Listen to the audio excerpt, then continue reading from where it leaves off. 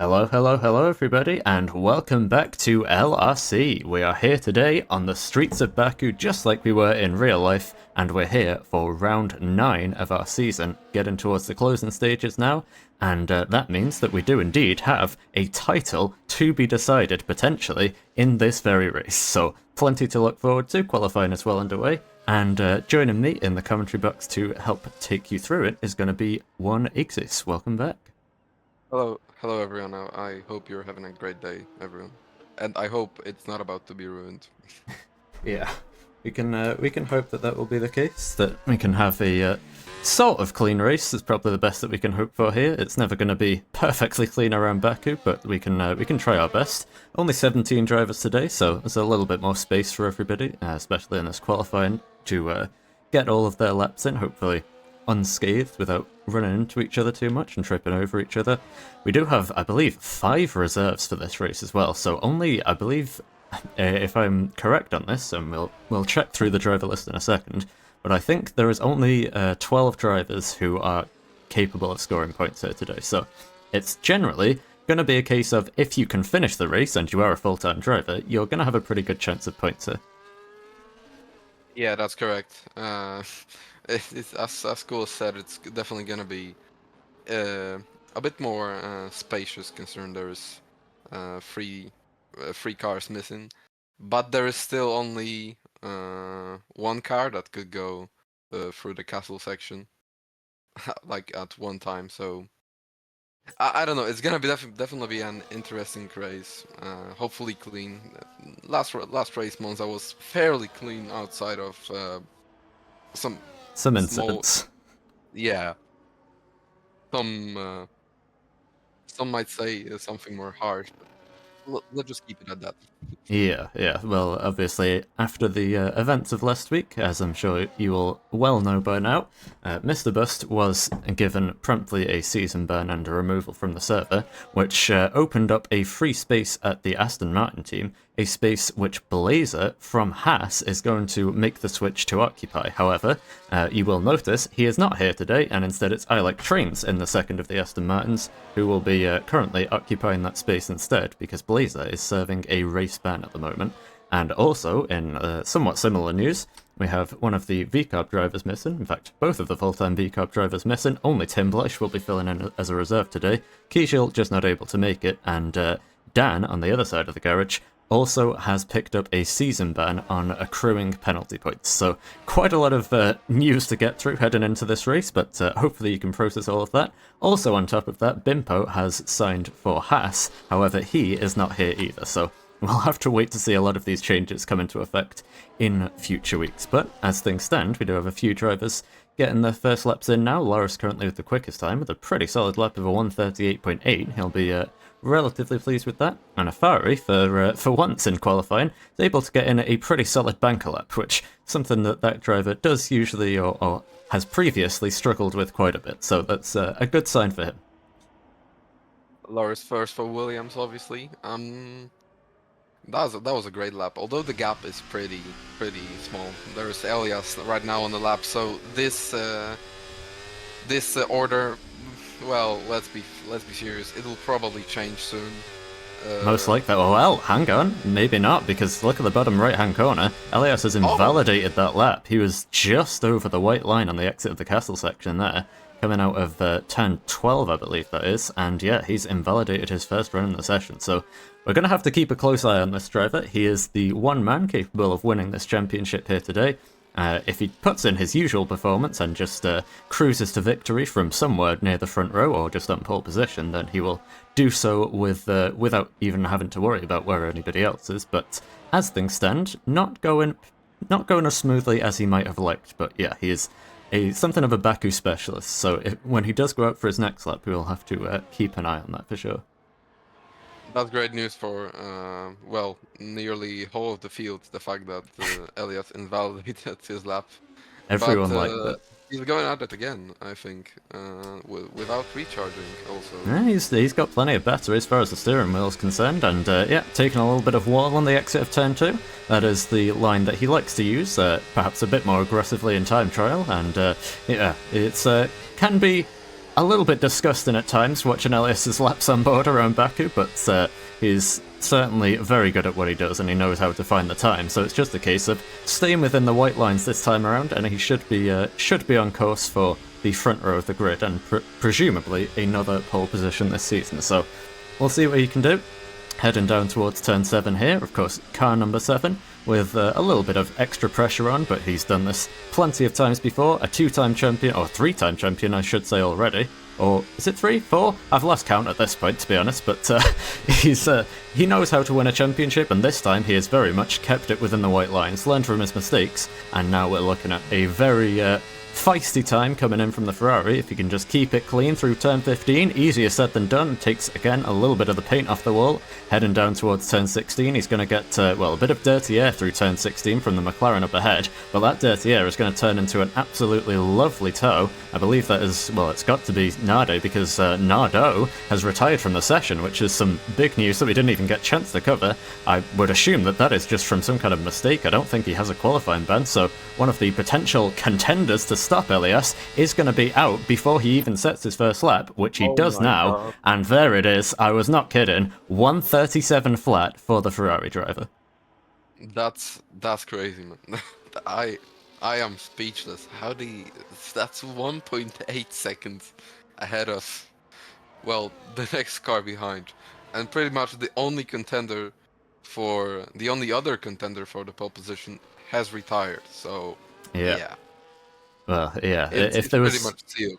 If there was any hope, Nardo's retirement does pretty much dash all of those hopes. And I've got to say as well, Nardo's teammate, Nardo, over here, he is one of the 6 drivers, or 5 drivers I should say, who is capable of, in theory, mathematically stopping Elias from winning the title. Obviously, that is incredibly unlikely, to the point where it's almost a joke that anyone would be able to do that at this point. We're just sort of waiting for the maths to add up correctly. But yeah, Nade is one of the drivers who can, in theory, do that, and towing him down the start-finish straight will probably not help his chances in the slightest here. But I think he's a lot more focused about what he can do on his own lap, which he is on right now, coming through turn 15. You can see a lot more cautious than the Ferrari was this time last lap, just trying to get himself, well, he's already got a pretty solid banker lap in, so he's trying to improve on that, but he was 2.5 seconds down, according to the timing beam, and yeah, he's out of battery, so he won't be doing that this time. Well, that's a sealed pole position for Elias, but yeah, as you said, Nate is one of the contenders for the championship, although you never know what's ahead, you know.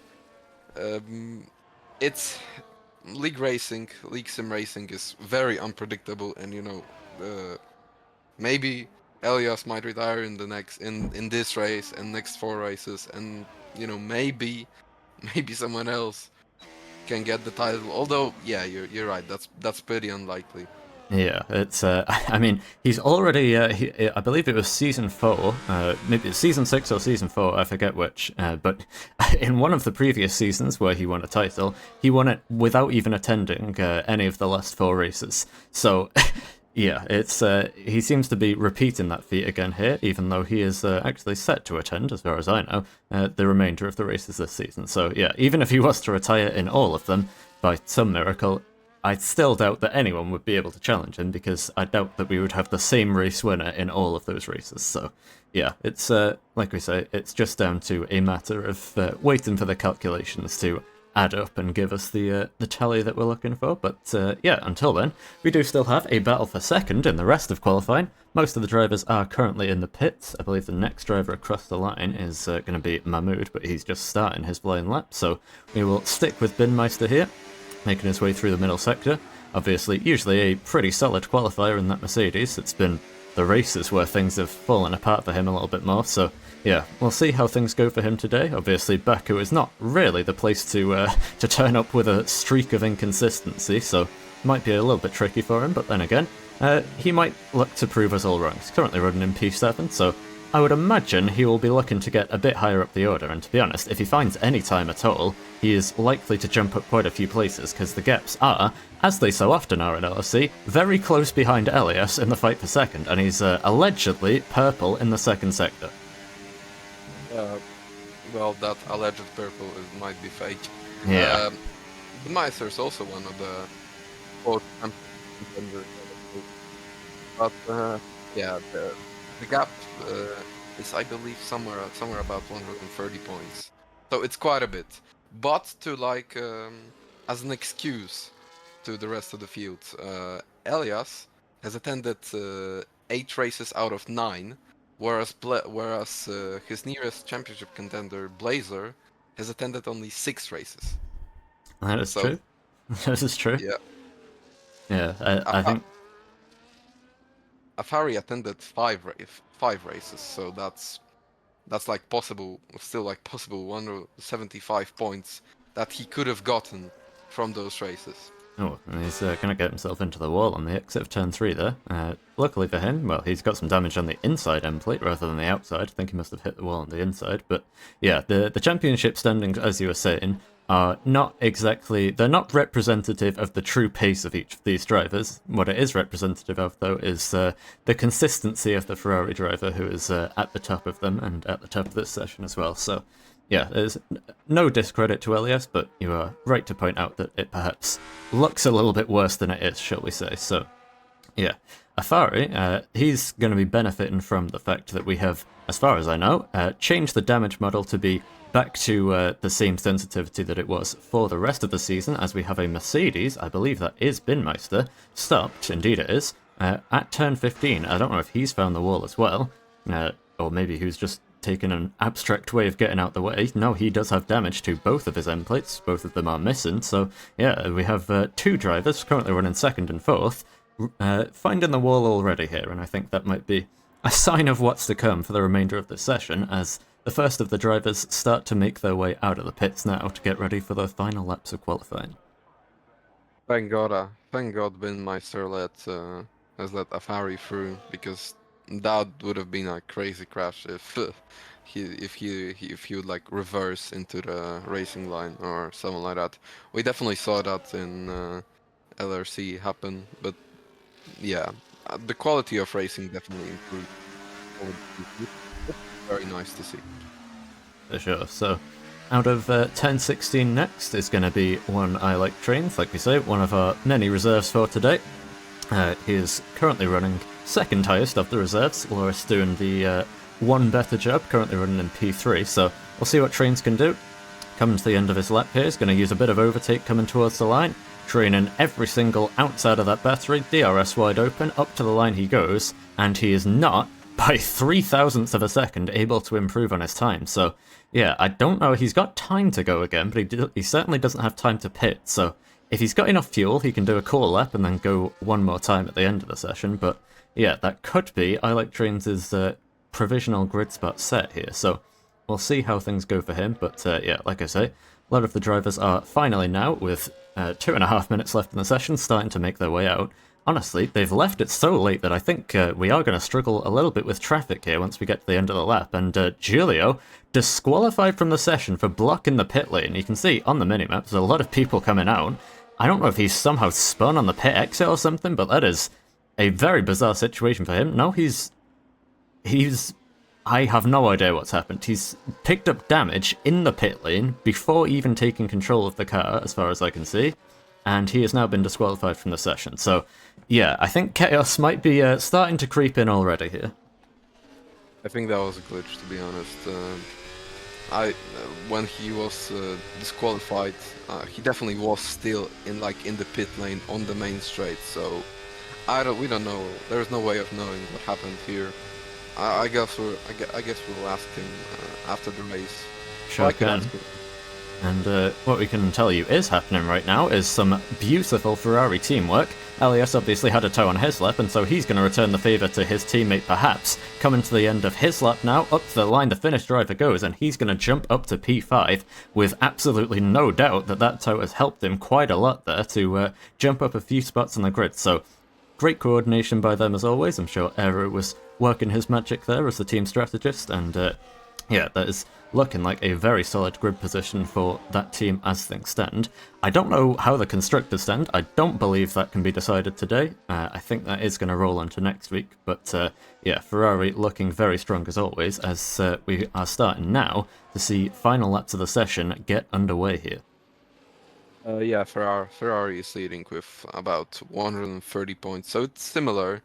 The constructors and the drivers' championship, the standings, but yeah, it's still an open case. Although And Ferrari has a sizable advantage. And we do also have well, Lellen here is about to finish his lap, so he's going to be okay. But I think it's Mr. Zuxen. Is it behind him? No, I think no, it's Binmeister behind him, who's currently on an outlap. He's got 18 seconds to make it to the line, so he's going to be cutting it very fine here as the last driver to start a competitive lap. But he is going to get a very nice tow from the Williams, heading up to the line here. So we'll see if Lellen can improve and get himself further up the grid. Seemed like he was on course to improve. He does improve, but not able to gain any places. But he's going to need to get out of the way now because Binmeister's on a lap. Thankfully, Lellen has realised before it was too late, but that will certainly compromise the Mercedes driver's first corner, so we'll see how he's able to get on for the rest of the lap. But first and foremost, we have a few more drivers left to come. Elias has crossed the line. I don't think he was able to improve on that lap. He was purple in the final sector, but yeah, he is going to be done and starting almost certainly on pole position at this point. But yeah, the rest of the laps are going to start to come in now, and I believe the first over the line is going to be Unitas in the Alpine. Unitas has definitely some pace. As far as I saw, I think Elias was like 1,000th of a second away to improve his lap. What about Unitas? Unitas improves his lap a little bit, jumps up to P10. Definitely not the performance he hoped for. As Afari goes to 4th place, nice lap from Afari. Well, he is in the top 4 Zuxen up with to a 10th. with a 38. Yeah, Mr. Mr. Zuxen jumps up the yeah. order a bit, and then I think next is going to be Lrc, a little bit further behind. He's going to be towing along the other sailboat of Trimmershave as they head up towards the line here. Lrc is going to come back into the pit, though he might have even had damage, so Trimmershave up to the line. He can improve on his time, but again, not able to improve any places. Then it's going to be the Red Bull of AJ, or sorry, Mahmoud is going to cross the line first. He's stuck in 13th. AJ is not going to be able to improve. He's back into the pits. Lellen, we know, isn't on a lap, so it's all up to Shadow now, making his way towards the line. He's already got P2 on lack. Can he somehow take P1 with some wonderful cheating? No, he can't. Obviously, he's going to have to settle for second place, and so on the day where he can win the title, Elias, surprise, surprise, is going to be starting from back on pole position.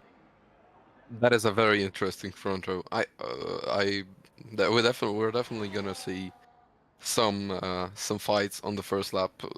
Both of those drivers definitely have some temper when it comes to side by side racing. I need to say that I'm surprised with Shadow's performance. I don't think I saw him qualify so well ever. Well, I was non-existent for a while, Yeah, I but was going to say. You definitely missed perhaps some of his arc. Perhaps Shadow has been very quick this season and in previous seasons. So yeah, he obviously is the only driver still in this season whose name is not Elias to take a win in this season. So yeah, he's certainly quick, and he's proven that once more with a very solid qualifying. But like I say, the trouble for Shadow usually comes in the race, so we'll see how things go for him, and hopefully for his sake he can keep it a bit cleaner. Then obviously behind him on the grid is going to be Lrc in third place, Afari in fourth.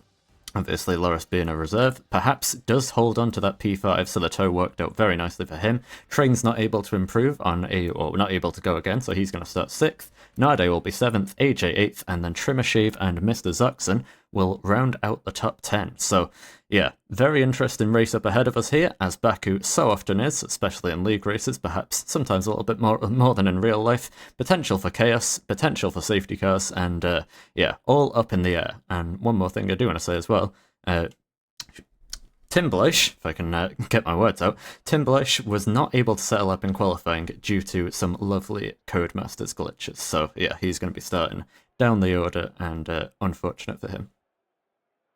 Codemasters, we hate them, but we still buy their games. Exactly. And we play them. Well, to be fair, that's the only like good F1 licensed game. So yeah, it's kind of the only choice. But I mean, this game definitely has some positives, but it's still not a great game. For sure. So, okay, I can confirm. So, the reason that Nardo was not able to set a time in the session was, in fact, because he had a qualifying ban. So, that is the reason why. And yeah, he's going to be starting at the back of the grid because of that. The same thing applies to Phil Malone. So, both of those guys not having accidents or anything like that, like Elias did last week. So, yeah, they had their work cut out. They knew that going into the session, and they are going to have to try to do their own rendition of Lando Norris's heroic drive up to P4 in this race and see maybe with, if we do get a safety car, maybe if they can go even higher than that and potentially get themselves on the podium. Because I think Nardo, especially, is going to be aiming for those top 3 positions. So we'll see what he's able to do and what the rest of the field are able to do. We can also start to get a feel for the tyre strategy in this race. Currently, AJ is the only driver opting for softs as it stands. Of course, still has time to change. I've got to say as well, Trimmershave, great qualifying session from him. P9, very solid stuff by him. I think that's his best of the season. Zuxon, likewise, getting a fairly solid result in P10. So, yeah, I think those guys have done a good job, and we'll have to wait and see if they're able to hold on to it or potentially even improve on it once we do get underway in a few moments' time. Oh, I believe we are just insulted on the league chat. Coolest. Hey, By Mr. Kishel. what do you say? I believe we are insulted by Mr. Kishel on the league chat. Oh, how come? What did you say? He said that we yap. That he doesn't want to show to his family our yapping. I mean, that is our job. So yeah, that's unfortunate for him. Yeah. Yeah, we'll press on without Kishel. That's unfortunate, but we can now get our formation lap underway and confirm what tire strategy everybody has opted for. So we can pull on the right thing. It is this one. There we go. And indeed, yeah, AJ is going to be the only driver on softs, and quite a lot of drivers further down the order, especially opting for the mediums. So we have quite the mix of strategies here. So yeah, Ixis, you want to walk us through it? Well, Elias starting on medium, obviously. Well, interesting choice considering the Baku tire wear. I mean, I would personally go for hard, but he definitely knows better than me. Maybe he knows something that we don't know. I don't know. Binmeister going for the alternative, which is hard tire. Understandable choice. Lrc medium, alternative to Binmeister. Afari hard, alternative to Lrc this time, and perhaps going for hard. Yeah, this Ferrari splitting the strategies is interesting. Yeah, they have done that. They have done that a few times this season, to be fair. So I think that's seems to be a preferable decision by Aero. Obviously, like I say, the strategist on the team. Seems to be something he likes to do, and honestly, given the chance of safety cars around here, it's not necessarily a bad call. Great guy, Aero. Made well, medium. I like Train's part. There is a trend. Most of the drivers in top 10 are on medium, like quite a bit are on. Sorry, I was meant to say on hard. Like most of the hard runners are in the top 10. Yeah. Maybe they want to play the long game, stay out as long as they can, hope for the safety car, or maybe there is some rain. We really have no idea of knowing. Well, taking a look at the clear blue skies ahead of us and the forecast as well, we're not expecting rain here. I mean, stranger things have happened. We can't rule anything out. But yeah, I do want to point out as well, the sole hard tyre runner outside the top 10 and even outside the top 7 is, of course, who else but Nardo. So yeah, he's looking to go along in this race and just try and make up as many places on the track as he possibly can before making his pit stop. So interesting decision by him.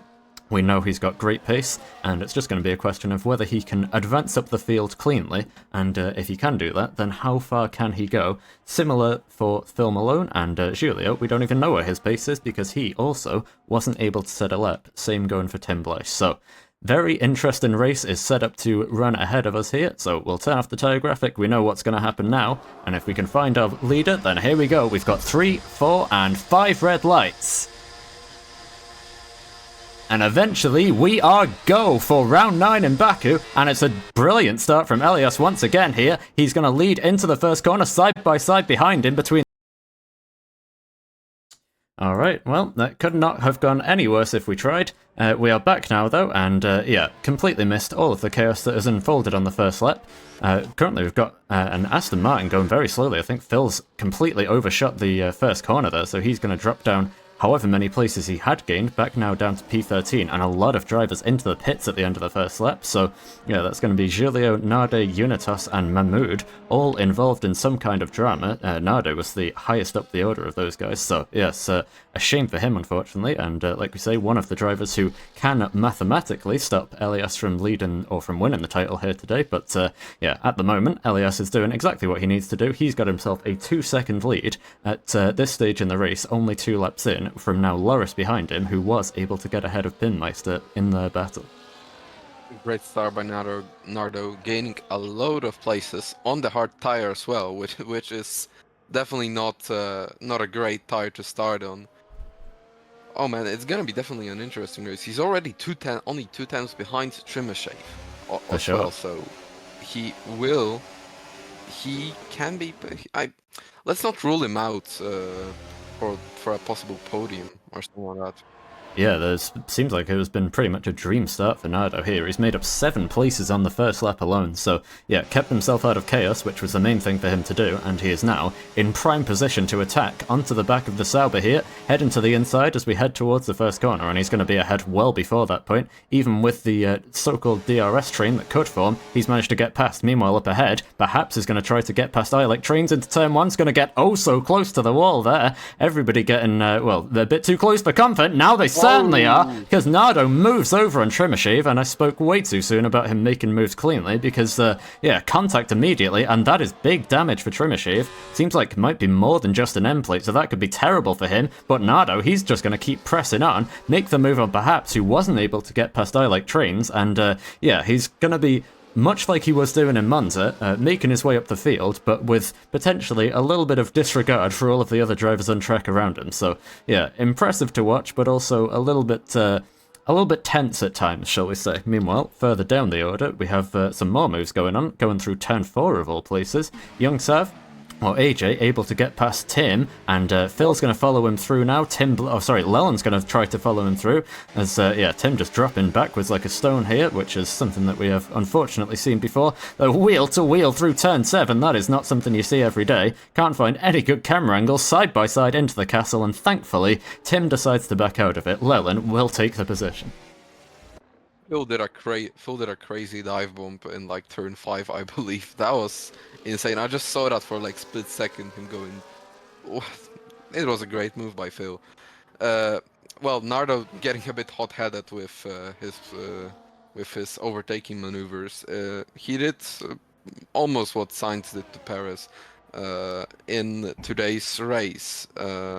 Now Nardo pulls alongside Ilek trains and gets a move done under the DRS straight, as perhaps also pulls alongside Ilek trains and gets the still side by side. Side by side, yeah. And perhaps has to drop back in. Cool. Yeah, not able to get past. I think perhaps decided to sit this one out. He didn't want to risk it, I think. He was definitely he could have been side by side into turn 2. But that was a wise choice, deciding to let go of the attempt.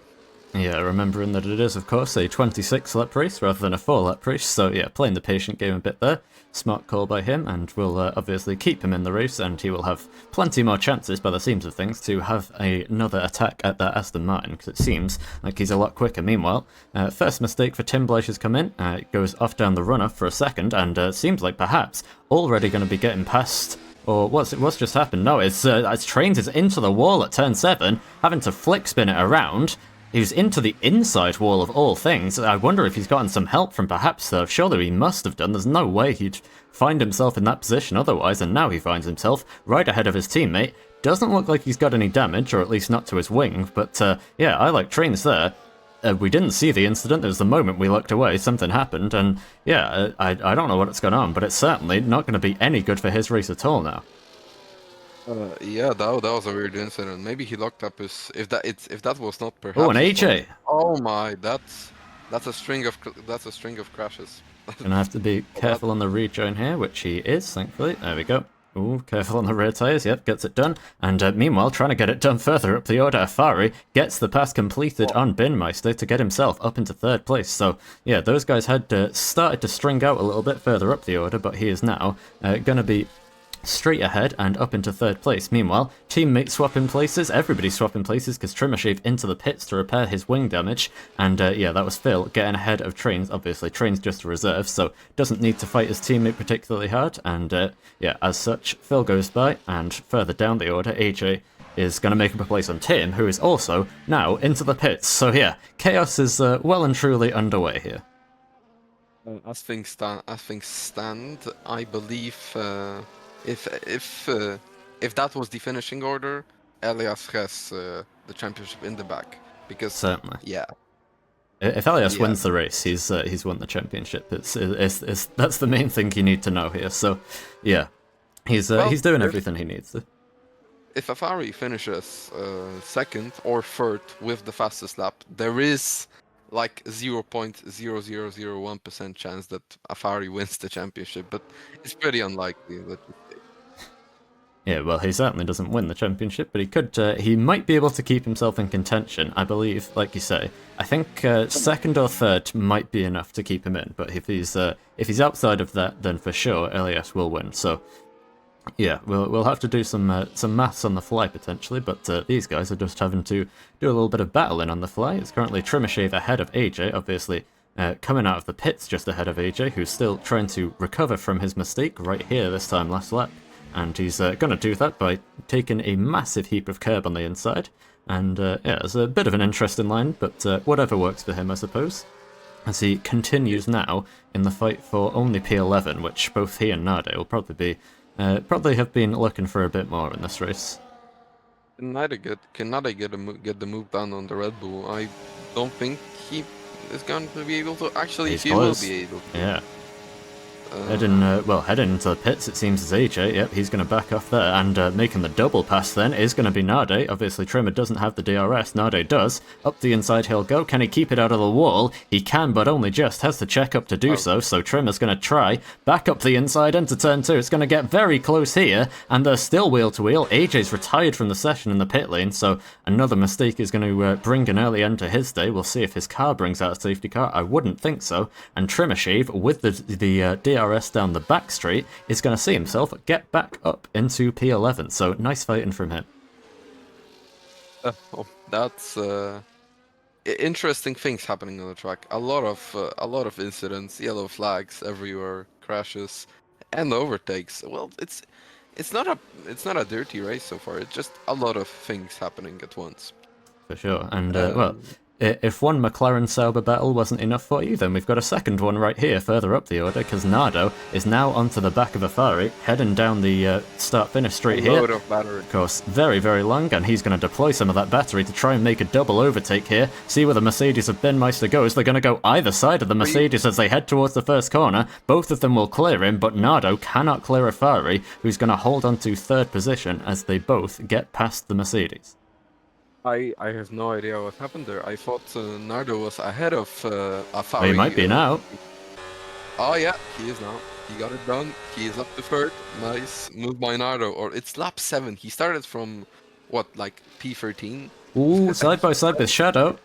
And Shadow's having to go a little bit deep into the corner there, and yeah, is getting a bit too close for comfort again. Meanwhile, here's the other battle. Nade's going to finally get past Trimmershave this time around and clear him before the corner, so he's going to be able to make it through cleanly into P11. But yeah, looking back up to those guys, Nardo again just seems to have a bit of a thing for drifting over slightly in the braking zone, and that is not entirely legal and has caused some problems already today. So yeah, luckily for Shadow, it's not caused him any damage, but it has caused him to yeah, drop a little bit further behind. And Nardo is also already dispatched of Afari to get into P3. I think Afari might have. I think it's a reportable offense. The thing that Afari did, as Afari just that does a bit of drifting, bit of a drift through what, I don't remember the corner number, but It's yeah, turn 15. yeah, turn 15. Maybe a strat. I don't really know what to say. And Arnardo pulled, well, a massive gap on Afari already. And he's actually already onto the back of Lrc. There's some incredible Whoa. pace in that McLaren. Closed the gap, it was a few seconds of gap, and he's closed it in one Me too. lap. He's now ahead of Lrc into second place. Meanwhile, behind, there's a battle to sort out still between Afari and Binmeister, and it is Binmeister getting himself back up into P4. So we'll see if seemed like Afari did back out of it, so I think he might be looking to go to try and make a re-overtake down the second straight with the DRS here. Obviously, we've also got Phil, Dux, and Trains all changing places, but we're going to have to stay with this battle because Afari is going to go for the re-overtake into turn 3, going to get very close together. Right up to the wall goes Binmeister. Is he going to keep his nose in into turn 4? It's going to be close, there's going to be contact. That was a bit dangerous and a bit sketchy from the Mercedes, but they've made it through cleanly. Heading into turn 5, somebody's going to have to yield through 6 here because it's so tight with the curb on the inside. Shadow clubbers the curb, Afari gets squeezed to the wall. He tried his very, very hardest to keep in the fight, but he has to relent and cede the position eventually. Shadow gets himself into P4 with some very forceful defensive moves there.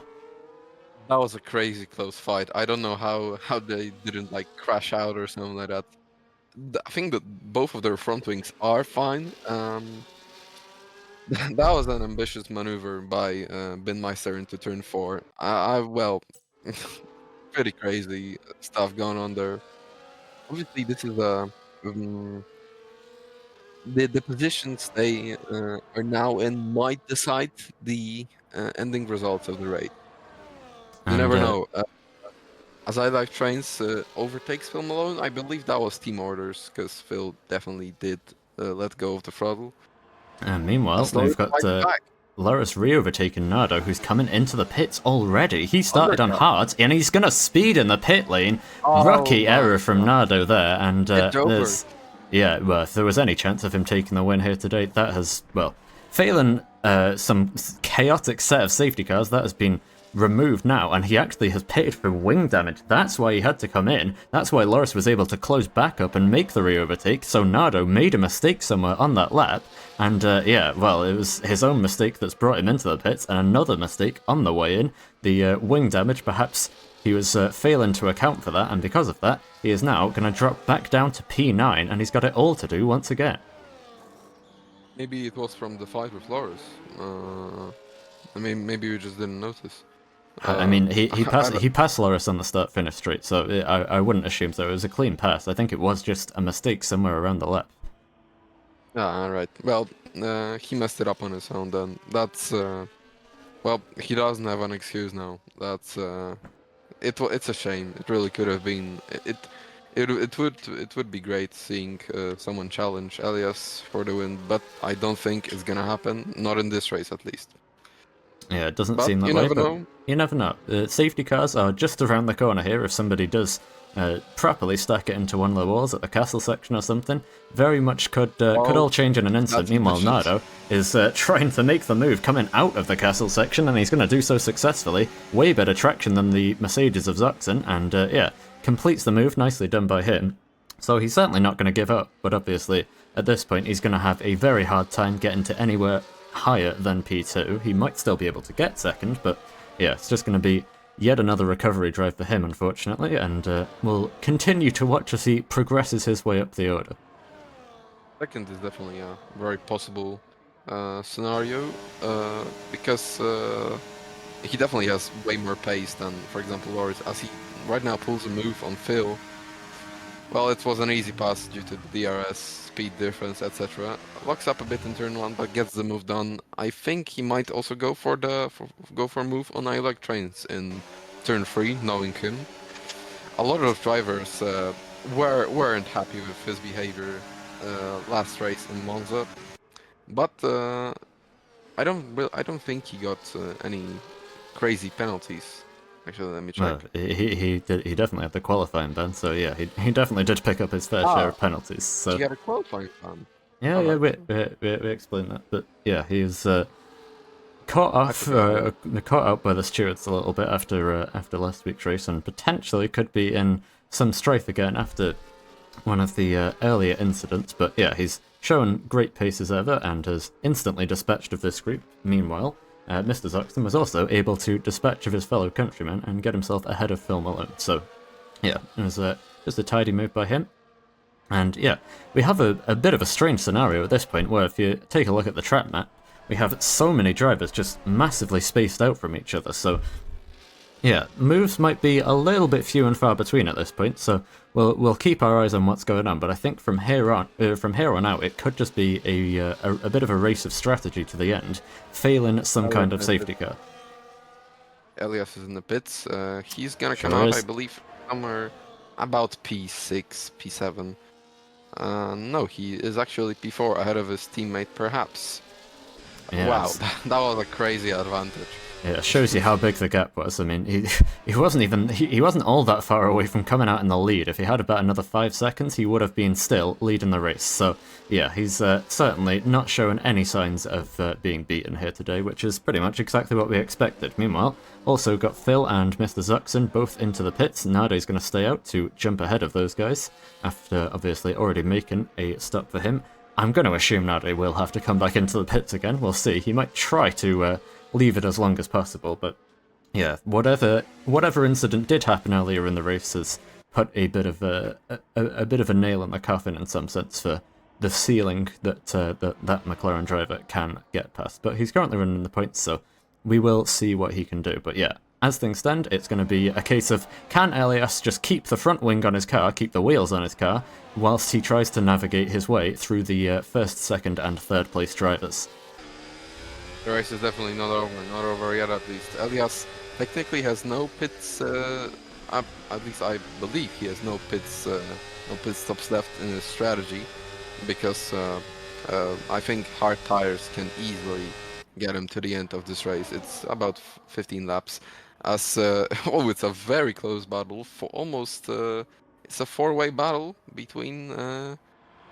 Lrc is going to pull into the pit, so Elias might fancy getting his. Elias might fancy getting all the way back into P1 in one fell swoop here. He's going to go late on the brakes up the inside. There's a bit of contact with a Ferrari. That was very, very close to disaster for the Ferrari driver there. If they had locked tyres, could have seen both of them into the wall. Just about makes it work, though. And so, yeah, Elias, 3 places gained in one straight and a little bit of turn 1 as well. He sees himself now back into the lead. And, yeah, that is with his only pit stop in this race already completed, and behind him, he's now clear of the guys who haven't stopped. So, yeah. Failing a safety car, he is very much, or failing a safety car or one of his own errors, which are very much few and far between, he's certainly in the clear as things stand to go on to win this race and to win his 5th LRC championship. So yeah, doing everything he needs to at the moment. And we also saw Phil, I believe, re-overtaking Trimmershave there, who he came out of the pits just behind. He's now gotten just ahead. But Trimmershave, as we've seen already, I don't think is going to go down without a fight here. So to the inside he'll go as we head under the bridge towards turn 3. Under braking. Can Trimmershave make it work? No, he cannot. Doesn't have the grip that Phil does on the fresher tyres. And yeah, the Aston Martin driver able to see himself now up into P9. I don't think he really wanted to commit to that maneuver, Trimmershave. He let go of the throttle, I believe. As Nardo makes a move on perhaps, well, crazy pace from Nardo. It's a shame that there's pretty much no way of him winning this race, or even challenging Elias. Wow. By the way, I think Binmeister might have collided with the wall. I'm not sure if his front end is alright. See if we can have a look here. He's definitely, yeah, he's got both end plates, so he should be fine. May have some floor damage or something like that, but he seems to be okay. He is still, of course, under pressure from a Ferrari, and both of those guys are yet to pit. Also, important to remember about Nardo, looks like he's doing well at the moment in 4th, but he's also going to have to pit again unless he can make his medium tyres last 16 laps. We've got a Haas in the wall, that would be Giulio, out of turn 15, so he's yeah, still running in the race, got some damage on the front wing as you can see. Hopefully he's not going to get in the way of the Red Bull of Mahmoud too much. Hopefully these guys are able to navigate their way through this final sector cleanly before the Haas of Giulio inevitably pulls into the pits. Obviously Mahmoud on his debut here. I don't know if we've even had a chance to mention that so far with all that's been going on, but yeah, it's running down the order unfortunately, but at least he's able to keep things clean so far, and yeah, Giulio is going to come into the pits. So threat of safety car has been avoided for the time being. Yeah, it was avoided. Afari re-overtook Binmeister. Binmeister took advantage of that fight between Elias and Afari, but now he lost the position again. I think Afari has a bit better race pace than Shadow, but we'll see. We'll see. Maybe it's just the tires. Well, I think are they running the same set? Yeah, they're both on hard tires. They both started the race on hards, and both have not made their pit stop yet. So yeah, on the same strategies. Just going to be a case of who decides to make their pit stop first. Obviously, we have now ticked over as Elias crosses the line onto lap 14 of the race. So we're past halfway distance. These guys can realistically and feasibly go to the end on mediums from here. So it's going to be a case of whether you would like the undercut or whether you would like the overcut or whether you'll even have a choice if you're the car ahead. So we'll see how things go for these guys and when they do come into the pits, but I suspect they are going to be fighting all the way to the line, and of course they'll be fighting against Lrc, who started on the mediums, he's made his pit stop, now running on the hards, and is probably going to come out somewhere close to, or maybe even ahead of those guys, and they will be presumably resuming the battle that they left off a few laps ago once we do get all of the pit stops completed. So still plenty left to fight for in this race, but as things stand, we are in one of the calmer periods at the moment. So we'll just see how everybody does get on and see if everyone can, most importantly, keep all four wheels on their wagon and keep it out of the barriers, as we see Binmeister going for a big old slide there, heading out of turn 7. But yeah, just going to be a case of keeping it clean and wrecking off the laps, because as you can see, like we've already said, on the track map, everybody is very, very spaced out at this point in the race. Yeah, so far it's calm, but I think the race is brewing us some trouble. I think like 2 laps ago, Nardo had 10 seconds gap to Binmeister. Now it's 4.5. I believe he gained like 5 seconds in space of 2 laps only. If he gets close to Binmeister and Afari, the race might turn 360 degrees upside down. Yeah, well, we'll see what he can do. Obviously, like we've already said, he's not going to be able to fight Elias for the win if there's not a safety car. But yeah, he's doing a fantastic job at the moment to make up for the 10-second time penalty and also the extra stop that he's going to have to do in this race. So yeah, when he does come in, he will have to wait 10 seconds longer, but on his current pace, seems like 10-second gaps aren't really too much of a trouble for him. He's just that much quicker than everybody else around him. So yeah, he's sort of basically, if Elias were to have qualified down the order, he's basically doing exactly that, if I can even make that sentence make any sense. But yeah, he's showing great pace as always, and he could, like you say, be just about in contention once we do get to the end of the final stint in the final few laps to maybe still bag himself a podium. So don't write him off just yet, but he's still, even if he does catch up to those guys, he's still going to have a mountain to climb with that 10-second time penalty. So yeah, will be interesting to see what happens. We did have a yellow flag for a few moments there, coming out of turn 2. Not sure exactly what that was for, but seems like everybody has managed to escape cleanly without any damage, and still without any signs of a safety car just as yet. I believe that was just a heavy lockup. Someone probably went to the escape route. By the way, I don't think Nardo has to pit. It's gonna be a difficult task getting it to the end, but it's possible. We've seen people do that. It's gonna have to be. If he does want to stay out, as well, I'll cut myself off for a second, because Lrc, for some reason, is looking to the inside here, and Trains retired from the session at the castle section. There is the safety car. I Like Trains is into the wall, and, I don't think we're going to have any chance to see it, unfortunately, but, yeah, coming out of, it's coming towards the top of the hill there, so I wonder if he's hit the, I'll show you it in a second here. Going to have a few drivers, plenty of drivers, of course, into the pits. I think that inside wall there might have been what he hit, and he's just gone off there. And yeah, if you crash in the castle section, it's a guaranteed safety car, and that is exactly what we've got. So you were very much right to say that this race was brewing something up for us. Drama is still waiting in the wings everywhere in Baku, and we have found it right now. Safety car is out. A few drivers have come into the pits. And yeah, perfect timing for Binmeister, who was able to get in. Afari, though, he missed the pit lane and is going to have to stay out for an extra lap. Thankfully, I don't think it's going to harm him, though, because they have not picked up the safety car, so he should still be able to come in and come out just around Binmeister, so he should be okay. Wow, I was just looking at the minimap when the safety car was out, and Binmeister was like inches before the pit lane entry. I think he like I think he must have crossed the pit lane entry line to get into the pits because yeah, it was so close.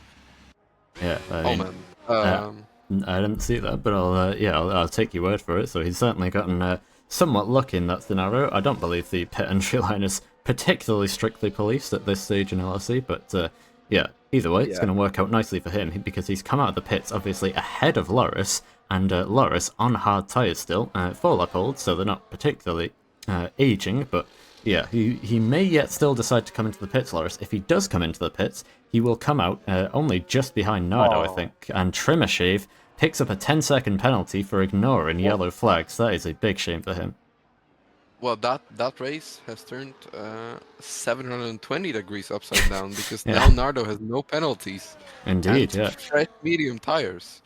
This is It's perfect scenario for him, so everything's worked out beautifully for Nardo. He's finally going to have a chance to actually do something on pace, and once the field is all bunched up, it's going to take a very long time with how far spread out everybody is, but once we do get back underway, he's only going to be 3 cars away from the car who is leading the race, and potentially 2 if Lrc comes in. No, Lrc is going to stay out. Afari does come in though, and he does come out just ahead of Lrc with a little bit of force there, makes his way ahead, and yeah, will rejoin the race in P3, but crucially behind Binmeister, who has jumped in the pit lane. I'm really not sure why Loris didn't pit. I mean, his hearts are well fairly fresh, but he was the one that could have pitted Yeah, like a that. lap ago I think when that's the most safety car definitely. started first.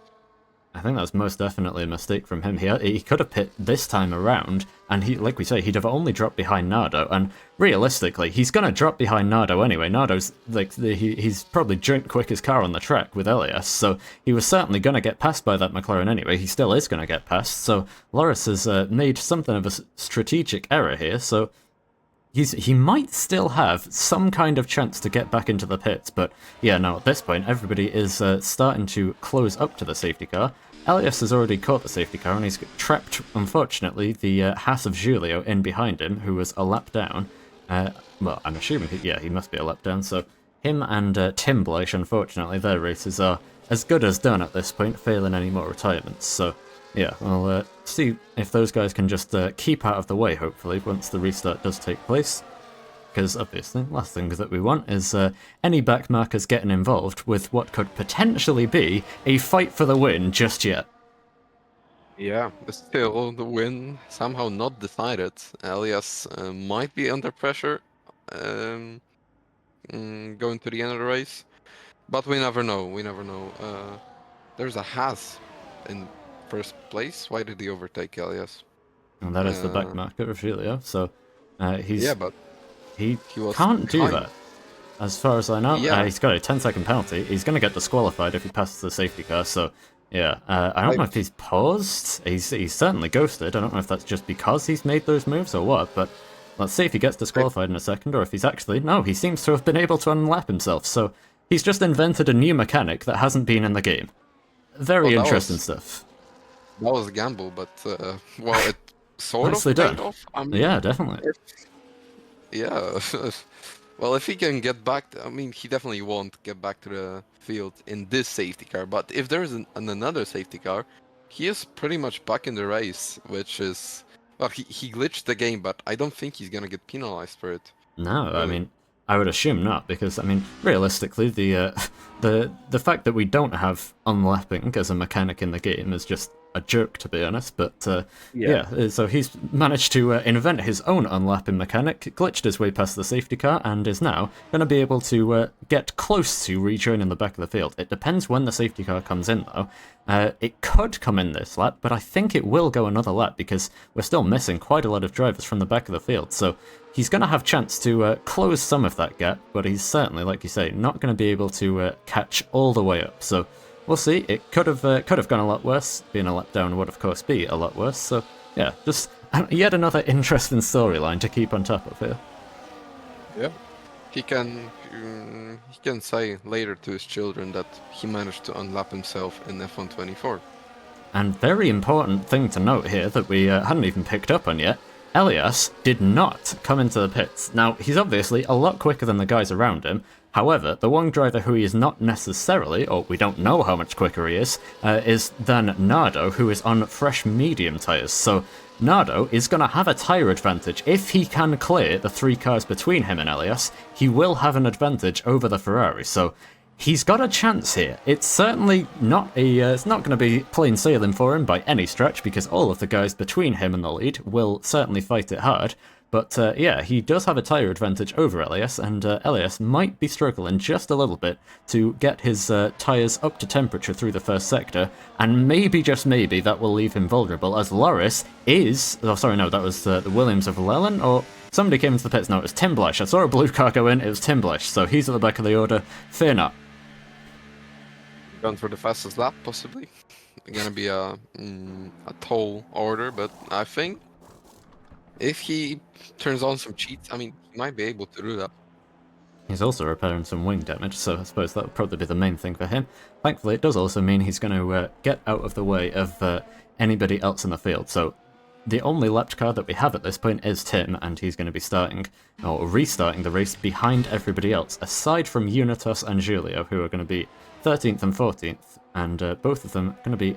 Well, Julio is going to be quite a way back. Unitas might just have time to catch up to the safety car before we presumably get underway at the end of this lap for what is going to be a 6-lap or 7-lap dash to the finish here. So, yeah, car number 7, 7 laps left to go once we get underway, and we'll see if he can just bring it home. The lag that he just had there will certainly not help him. Tactical desync by Elias. Very tactical internet. It definitely played a massive role in last race, as we saw Elias pulling a tactical internet glitch to take out Unitas out of the race. Yeah, well, hopefully my internet is able to play a tactical strategy of not dying for the remainder of the race, because I do think we're going to have a very entertaining battle ahead of us if we can. Hopefully keep the stream alive, keep myself in the lobby, and guide you through the rest of the action. So, well, at some point, coming through the final sector, we're expecting the safety car lights to turn off. Julio's going to get pretty close to these guys, but he's not going to quite make it up to the back of the field. And yeah, it will be up to Elias to decide when to get us back underway for what could be a seriously interesting, but also seriously chaotic last few laps of this race, and we're getting ready to go now. Yeah. Let's hope that this dash to the finish is not... Well, let's hope that it's not going to be interrupted by another safety car, because that would be very unfortunate. Yeah. Elias is waiting.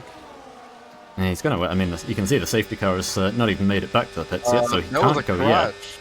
There was a crash. Yeah, so some of those guys have gotten disjointed here, so people getting checked up already. Elias is cruising pretty quickly up towards the line here, so not waiting around whatsoever. We'll ride on board with the Ferrari man. Safety car's in. Power is not yet down. He's going to take it right to the line. Now he has to go, and now we're going to be 3 wide heading into turn 1. He's left it so late that it's going to be chaos straight away. Lrc deep up the inside. Into the wall goes Binmeister. Taps it, but he's still going. Lrc cuts across the front of him, heading into turn 2. Up the inside as Safari. It's all kicking off here. Nardo's not been able to find any places yet.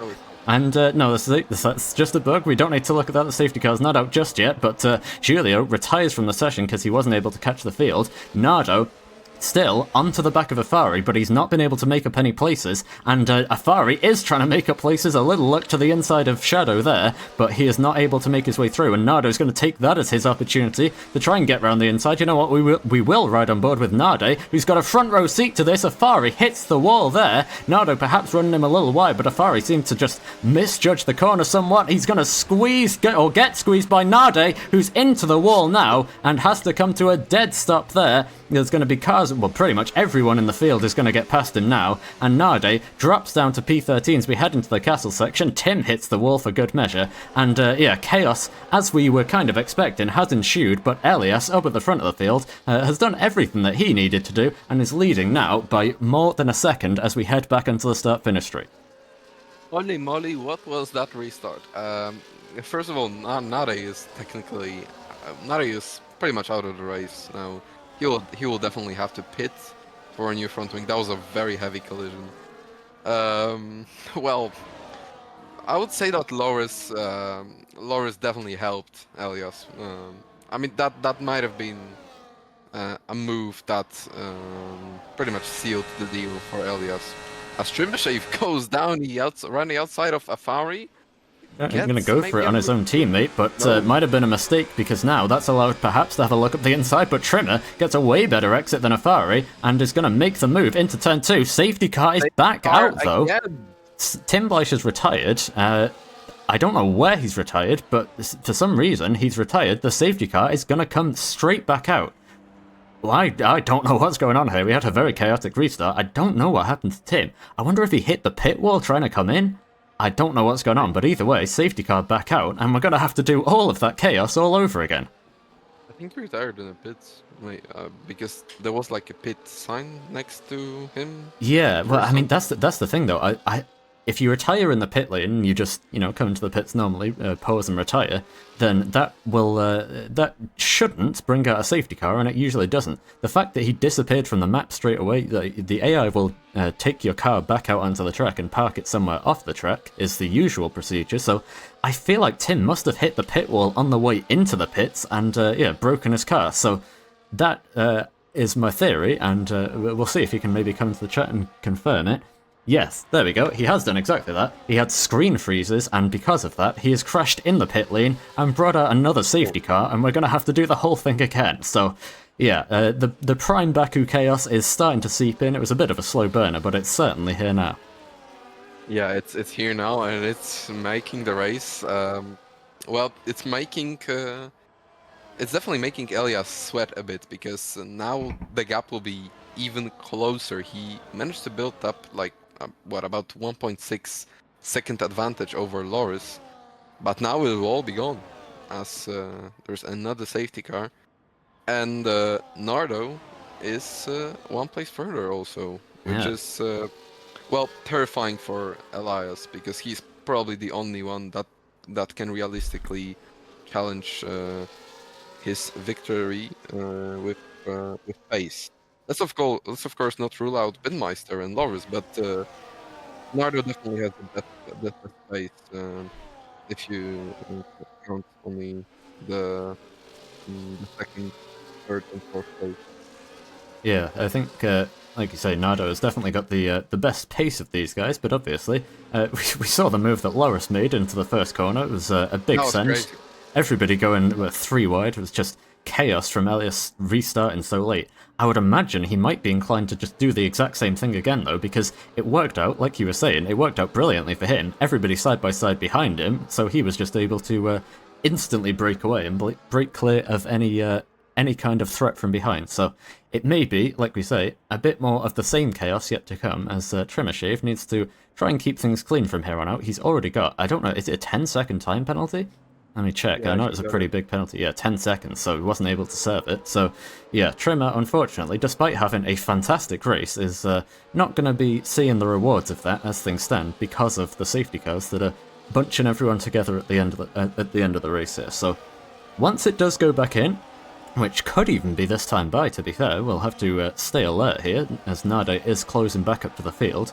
Once it does go back in, though, it's either going to be, well, if it goes in this lap, it's going to be 4 laps of green flag running. If it goes in the lap after, then 3 laps to decide the winner of the race, and potentially decide the championship if Elias can or cannot hold on to P1. So, yeah, all to play for still, with only a few laps left to go. I think, I believe Trimmers got a pretty silly penalty of, I think it was like something with yellow flags. I'm not sure Yeah. what it was, overtaking or blocking someone under. Yeah, I don't remember, but it might be removed because, as we know, this game likes to glitch out during flags. So you never know. That is a good point. That is a good point indeed, yeah. It was overtaken under yellows was the cause of the penalty, so if the stewards deem that that was not actually what happened, or that he gave the position back, or whatever it might be, then yeah, could still get it removed, so we can hope for his sake that he's able to do that, because P5, as he currently stands, would be a phenomenal result for him, and that is still, with potential chaos yet to play out ahead of him, maybe, just maybe, he can get even further up the field, but I don't want to jinx him, so I'll leave him be, and yeah, we can focus on the main 4 contenders up at the front, and obviously Afari, now behind his teammate, is going to probably want to dispatch of the Bulgarian driver quite quickly so that he can get back into the fight for the podium that he's been in for pretty much the whole race, and all the while behind them, perhaps ever consistent, is just keeping himself in the game and keeping involved right down to the end, and is going to be on for some more good points. Same for Phil, same for Zuxen, same for Unitas, who currently rounds out the top 10. Oh man. Well, but perhaps he definitely had a very interesting, very intense start to the race, but then it all just kind of calmed down after the crash with, I believe it was Binmeister. Wait, I think he crashed into the rear of someone. I'm not sure who was it. Was it the Aston or the Mercedes? Do you remember? Binmeister, I am not sure. There's been so much going on, I don't remember at this stage. Yeah, it was a pretty calm race after that one, after that incident for perhaps, but he's still in P7. He can definitely do something in this race. Well, yeah, it's all to play for here still. The safety car will be in this time by, as long as the game doesn't break, and we will be getting underway with 3 laps of incredibly frantic action, and there will only be DRS for 2 of those laps. So, yeah, safety car is in this lap, and it's time to do it all over again. Elias, he is tasked with basically repeating the first restart. That's perfect for him. However, that's not going to be perfect for everyone behind him, who's going to hope that something goes wrong, or maybe, just maybe, Lrc, or potentially somebody else, is able to try and put a move on that Ferrari, because it could, like we say, end up deciding the championship. So there's a lot on the line here, and we are going to ride on board with the Ferrari, as we so often do, to see what he decides to do. So this time, he's going to bring them to the line a lot slower, running in 3rd gear as opposed to 5th gear. The safety car is now back into the pit lane, so he can go whenever he likes. We're going to ride on board. Looking back, you can see everybody swarming up behind. Gets it up into 4th, back down to 3rd. He's leaving it very, very late once again, but now he goes. We're back to green flag running. It's going to be a little bit cleaner this time, but Nardo going to try and have a look to the inside of Shadow straight away, not wasting any time, and there's contact between the 2 of them. Shadow not wanting to leave an inch for that McLaren because he knows how fast he is, and he knows it could be a podium on the line for him here. There's more contact on the exit of turn 2. Try not to repeat what happened in the real life race today, boys. They're gonna keep it clean just about. Lrc is also keeping Elias honest, but into turn 3, side by side, there's contact once again. Shadow just about avoids the wall on the exit. Nardo is through and up into P3. He might just have time to try and put a fight on for the win of this race. Meanwhile, behind him, Afari was indeed able to get straight past Trimashave, so he is in the fight once again as well. That was an insanely aggressive restart from Nardo, but he made it through pretty clean. As Lrc gets a 3-second penalty, Ooh. That's pretty much race over for him. He's gonna drop down by a lot, possibly down to 7th or 8th, because the pack is bunched up to the safety car. Let's see what Nardo can do. Nardo definitely has to overtake Lrc very, very quick. He But cannot Lrc, afford losing any time if he wants to Lrc fight for the win. has done something very impressive here because he has kept right on the back of Elias. He's keeping that Ferrari driver honest the whole way around the lap. Obviously, once again, I'll say it just to be clear, there is not a safety car out on the track. You can ignore the graphic in the top left. That is just a glitch. But here we go. Lrc has a chance to overtake for the lead. He might have a penalty, but he's just a reserve. He's not going to be able to score points, so he's just here to have a good time. Like you say, yeah, low on battery, and there's no DRS this time by, so yeah, he's just going to have to sit in the toe, but the toe might be enough. Heading up towards turn 1, Elias isn't able to defend it too much, or either that or he's choosing not to. Lrc up the inside into the first corner, through into the lead. Elias is going to try to get the switchback because Elias needs to be wary of the McLaren sitting in behind Lrc, and he does get back through now into the lead, but Nardo has closed up so much. DRS is now enabled, and there might just be time for this McLaren driver to do something yet. They're all changing places further down the order, but it's Lrc again, looking to the inside, oh so close to contact between all three of them, but they keep it clean, and Elias keeps it in P1 for now, whilst his teammate fighting it out for P7 side by side with Trimmershave, who's dropping down the order a bit on this restart now. There's going to be side by side 2x2 effectively heading towards turn 5 here. Could get a little bit messy. Mr. Zoxen's got a McLaren up his inside, that's Narde, and he is just about going to be able to fend off. Narde cannot go for the move into turn 7, and we can finally return to a few moments of peace before we do it all again for onto the final lap of the race. Oh man, that's impressive stuff happening right there in Baku right now. Crazy fights, but the race is not over yet for the top 3. Actually, for the whole field, but the top 3 is probably the most intense. It's probably the most intense fighting for now, at least.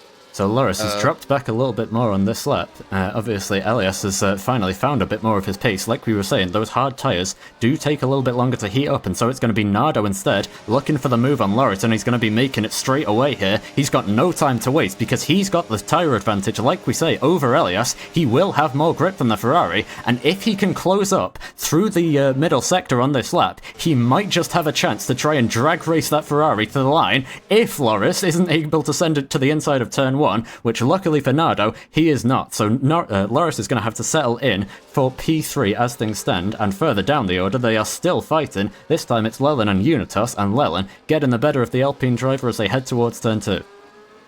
Lelan pretty much in the points right now. Nice. Pretty much, well, he was incognito for the most of the race, but now he's back in the fight for points paying position. Gonna try to go to the outside. Going at it with Unitas, yeah. Unitas almost out of look DRS at this. Look at this, though. God. Nardo is right on the back. He's got so much more grip on those medium tyres. It was some big tyre advantage. Yeah, Elias, well, they both have ERS. They're both okay on that front. But, yeah, Nardo's even got more ERS than Elias as they come through the final corners of the lap here. Nardo is right where he needs to be, but he's got a 3-second time penalty that is going to put pay to his hopes of winning. Another mistake has come in right at the death, just when he needed it least, and Elias is looking all of a sudden now set to take the victory. It was going to be so close coming to the line. It still is going to be close coming to the line, but Elias has done just enough to make it work once again, so he might get past on the track here. He's probably going to get passed by 2 cars. He'll probably take the checkered flag third, but he's going to take it in the position that he needs to be to take the win once penalties are applied. Nardo's going to close up to him. He's going to close up all the way. DRS is open. It's going to be a photo finish. The McLaren takes the checkered flag first, but it's Elias who takes the race win, and he will take his 5th LRC World Championship to go with it. What a drive by him. And Afari, after all of this, able to get up to 4th, but not into the top 3. It is done here as they all change places at the line. What a crazy finish to this race. What a crazy finish. Elias had a bit ahead of... Well, he had a challenge at the end there, but Nardo blew it all away with that penalty. I think he rage quitted out of the session as well. Well, it's really unfortunate for Nardo, and a great drive by Elias. Obviously, a LRC veteran, F124, F1 Games veteran actually, and it's his 5th championship in LRC. Well, congrats for him. That was an amazing drive. Absolutely. Wait, no, it's not a championship. Binmeister is 2nd, so I think the game is Uh, might be still on. I'm not sure. We're gonna have to do some proper maths on this. I think Yeah. it's over, but it's gonna be very close. It'll come down to a few points either way. As far as I know, that will be enough to decide it, but I'm not certain on that.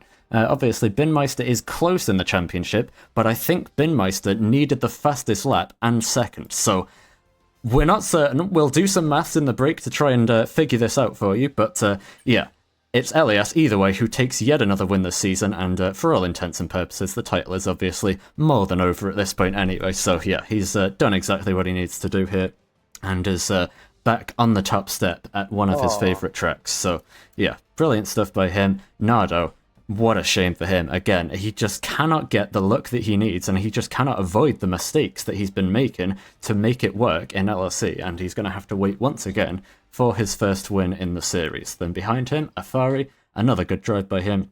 I'll be a little bit disappointed to miss out on a podium, but he could still potentially get a podium if Nardo gets a penalty. I'm not too sure, though, on that. But yeah.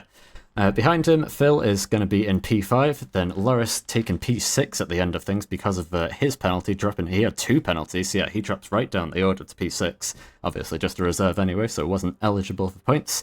Then perhaps is going to be 7th, Narde 8th, Zuxen 9th, and I didn't get to see who rounds out the top 10. So there you go. That is Baku in LRC, and that is how we do it. That is some fantastic entertainment, and we're going to do some double checking, some maths, to work out if that is also the title decided. So we'll be back after a break in about 5 minutes' time with driver interviews and driver onboards and all of the lowdown on what exactly just happened. So we'll see you after the break.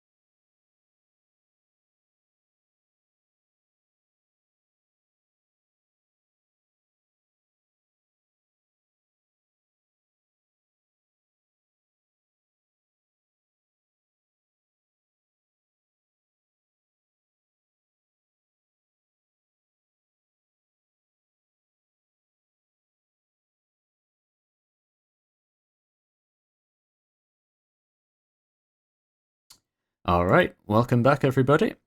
We are here once again after a slightly extended break. Had to crunch some numbers and get the maths worked out, but we have indeed got it all worked out now, which we can confirm and tell you that from the provisional order, at the very least, Elias Lamauno is indeed your Season 7 Drivers' World Champion. He's done it for the 5th time in LRC. So, yeah, obviously, things can still change with the stewards' decisions, so we'll let you know this time next week if anything has changed, but as it stands right now, it seems pretty certain and pretty set in stone that even with a couple stewards' decisions here or there, he should be taking the victory of the championship here, and indeed taking it over Shadow, as things stand, of course, by only 1 point. So it was indeed very, very close at the end, but yeah, he has done just about enough, got the win on the track, and yeah, after all of that, we can get him in once again, as we usually do, to congratulate him on what is now, of course, provisionally, his 5th Drivers' World Championship in LRC, and we'll get him in alongside his engineer, Aero. Hello, Elias and Aero. You guys ready for an interview? Yes. Hello? Alright. Elias, you here? Why did you pull me in here without my consent? Alright, man. We do this every week. Come on now. There's nothing new here. Alright. Well, I think the first thing that we have to say is congratulations on getting your provisional 5th title. You did everything that you needed to do in that race. There was certainly some hurdles thrown your way at the end, but yeah, just about navigated it all okay with a little bit of help from a penalty. And yeah, you're back on top once again, not only in the race, but in the championship as well. We knew it was going to happen, but it should be official now. So yeah, how are you feeling after today? Yeah, woohoo! Now where are my OnlyFans models and dick suckers? Where are they? My God. Give me my reward. Honestly, it's yeah, I'm happy, obviously. Congratulations. Congrats, you. bro. Thank Congrats you. to you and congrats to Arrow. Thank Bro, you. what, And bro? Bro, this guy, bro, he does not deserve the credit, bro. He Yo, did bro, not do fuck anything off. all season. Bro, the one race he wasn't there, you finished P11, bro. You've got nothing to say. True, Fair true. enough. The ghost of Silverstone. Weapon strikes again. Alright, well, Anyways, yeah. yeah, obviously, yeah, super happy. Obviously, like, uh, it's a bit bitter, like with how the race ended, because obviously, you know, I'd rather win like on track.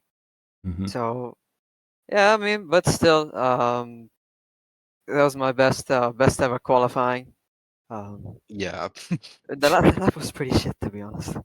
Yeah, What okay. do you mean? Bro, I still had like 3 tenths in there. What Yeah, do you pretty, mean? pretty shit lap. I forgot to turn the hacks on, guys, so I'll do better next week. Yeah, my bad, guys. Let's redo it. No, But yeah, thanks to this Aero guy who like created a monstrous setup, we were able to be very, very pacey today. It's just it felt incredible, honestly. Qualifying the race as well, it felt so good, dude. To drive, it was so nice to drive, man. yeah. Danke, danke. It certainly looked like it when you were running out up at the front. I mean, when we were in the green flag conditions in the calm phase of the race for the first half, you were, I mean, completely untouchable. Obviously, it certainly helped that Nardo, who's been your closest rival over the last couple of races, and Pace at the very least, was again struck with this time a qualifying ban as his form of misfortune, and then some more misfortune with contact and having to make a pit stop and everything going on there. So yeah, he was kind of out of the fight right up until the end, but when he did get there, eventually, I mean, it was almost a little bit too little too late, but he did, obviously, like we say, get ahead on track, which is, I'm assuming, with a bit of help from the fact that he was on the medium tyres and you were only on the hards. So what was the decision and the call for you to stay out there on the final, well, on the final 2 safety cars, I guess. Obviously, the second one you couldn't pit, but on the first one. Can you repeat what you just said, bro? Honestly, I Sorry. did not listen to my anything. God. I'm kidding. I'm All right, kidding. mate. This guy's glazing. I'm kidding, It's I'm kidding. ridiculous. No, All right. I'm kidding. I'm No, kidding. yeah. Go on. Can you repeat the question? Yeah, fine. No, fine. okay, no, okay. No. All right, Okay, I got it. okay. Go on. Um, So yeah, we just decided to stay out. Like it was a risk we were willing to take. Why? I was a bit hesitant in the beginning, but I don't know. I was just confident, like that I had enough pace, like um, to still gap the guys behind. Uh, with the first safety car, that is what happened. I did actually gap the people behind me, but with the last safety car, Nardo had the tire advantage, so he was able to keep up and then pass me on the straights. Um, so yeah, I mean, but still, it's just we couldn't have done much more, to be honest. Like if we boxed onto soft, we would have been like at the back, and I would have to pass like the entire grid in like 3 laps, which is not like not ideal. So it was either that or just stay out, you know. So I think we made the right decision, anyways. Fair I enough. mean, you It's- won the championship. Yeah, I was gonna say So- yeah, can't really say it went too badly if you ended up still taking the win. So yeah, worked out pretty good in Yeah. the end. But I mean, it can also talk a little bit more about what you just mentioned there with the restarts. You were not taking any prisoners on that, leaving it right up to the line. Worked out very nicely the first time because they ended up going 3 wide behind you. Lrc was the third Ferrari driver at some points in this race, but yeah, on the second restart, he was certainly not because closed right up to you. So yeah, was that something that you guys had planned before the race in the event of a safety car? I don't think we planned that, no. But like, dude, with how powerful the slipstream is here, dude, I am not letting them like have a chance Mhm. like on that main straight. There's no way. I'd get like swarmed from behind, dude. Yeah. It's so stupid, man. It's so overpowered, the slipstream and like DRS. So I had to like leave it towards the end. Yeah, I think it's, you definitely did, as we were saying, you did the right thing for your race, if maybe not for everybody else's, but yeah, it worked out nicely It's for not you my in the end. problem. Yeah, Yeah. and Yeah. I think to prove your point a bit about what you were saying with the slipstream, obviously you'll be blissfully unaware of this, but we were seeing a lot of overtakes into turn 3 as well, which obviously seeing the real life race is a completely different story. There's almost no passing there, so yeah, it goes to show just how overpowered the DRS and slipstream is here. So yeah, I think all things considered, you did a very good job. So yeah, that's pretty much it for my questions. Exis, you got anything to ask? I wanted to ask about the safety, about the restart, but you got that covered. So yeah, I don't think I have anything to add. No. Fair enough. All right. But I Well, just wanted to congratulate you guys on winning the title, and it's really close to winning titles because I think next race might be a decider when it comes to constructors. It I'm not is, really yes. sure. It is. Yeah. All right. But congrats, guys. Thank you. yeah, Thank you. Impressive. Very very well impressive. done. I mean, Near perfect season so far. I mean, Silverstone. yeah. The blip Yeah. on your record. As we were saying, only one other driver has won one other race, so it's been pretty solid so far. But yeah, I mean, I'll give you But it's, the chance then. You got anything else to say? Either you or Era?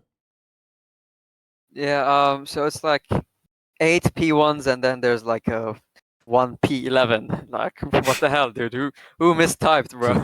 Yeah. Kind of bad, Um, to be honest, but we move. yeah. Maybe we get a better lineup next year in Ferrari. Yeah, I'll have to Let's get rid of replace this you. guy. We'll put you in the commentary box. Should be better. Maybe. But, yeah, I think if you guys have said everything you wanted to, then we can let you go. Yep. Alright. That's all for me. All right, Yep. Era? All right. I mean, I don't know. Time to start like last now for How the was remaining it? races. How was it, Arrow, engineering the champion? Actually, I'll leave my actual thoughts for like maybe the next race if we secure Alright. the constructors. Alright. I can just give an insight about this race if you guys want. But Yeah, like, sure.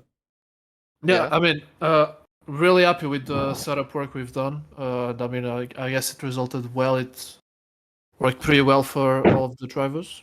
Why are you laughing? Okay, never mind. My brother just like walked in on me, and I told him, yeah, dude, I'm doing an interview right now. I just won the championship. He was like, It's like look. okay, but I didn't ask, bro. Oh, okay. Well, Yeah. deserved. But yeah. And yeah, regarding strategy, I mean, as Elias said, and I was hoping he was gonna say that. But yeah, regarding the pitting for the regarding staying out during the safety car, I mean, we needed to do that, and as soon as we saw everyone staying out, we knew we did the right choice, and yeah, it was all gonna be done. I mean, I'm not gonna talk about luck because it's not luck. I mean, safety cars are kind of an expected thing in Baku, but that's for sure that both the safety cars helped Nord out massively, and it put him in contention to be fighting for P1. And I mean, fair play to him. Honestly, he managed well the last few laps, so yeah, fair play to him. But yeah, I guess that's Drivers' Championship secured. My God, the glazing is crazy. Yep. All right. Bro, That's my what I'm brother here just for. said, bro, I'm a cheating bastard for wall riding. That's Yeah, true. we Did caught you some of see that my in qualifying. qualifying lap, bro? We caught some of your Yeah. qualifying lap. Yeah, Stop it was- glazing, you fucks. honestly, get these What? guys out of here. All right. All right, well, The one time this season, bro, I get glazed. Let it happen. Fair enough. You've got your chance now. So next week, back to P11, yeah. Yeah, yeah. Yeah. All right, sounds Not good. happy. But Last the first challenges to the end Yeah. of the season. No, just in make it Bahrain. fun. What? I'll do it in Bahrain. All right. All right, Sounds good.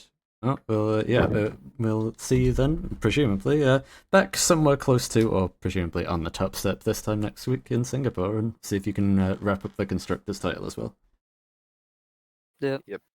All right, I'll see you then. Bye-bye. see you. Thank you. See ya. All right, now that we've got those guys out of there, we can move on to the rest of the interviews, which is going to be, we will do the usual thing of going through finish in order. Binmeister, as usual, is not in the interview room, so we'll skip on to third place, which is Nardo, who's not there. Fourth place is Afari, who's not there. So same thing tends to happen every week here. So we're going to be starting then with our fifth place finisher, which is actually one Phil Malone, who actually had a very, very strong race to get from 14th with the qualifying ban all the way up the field. So we'll get him in, and yeah, Exis, you can take us through this one. All right. Hello, hello Phil. there. Welcome back. Welcome to our basement. Did you stop finally glazing? Yeah, they're gone now. Don't worry. Jesus Christ, that was horrible. I don't know. I don't even know what does that mean. To be fair, but hello there, man. Hello. How are you doing after the race? And first of all, how are you doing after the race? How was it out I there? think- Was it?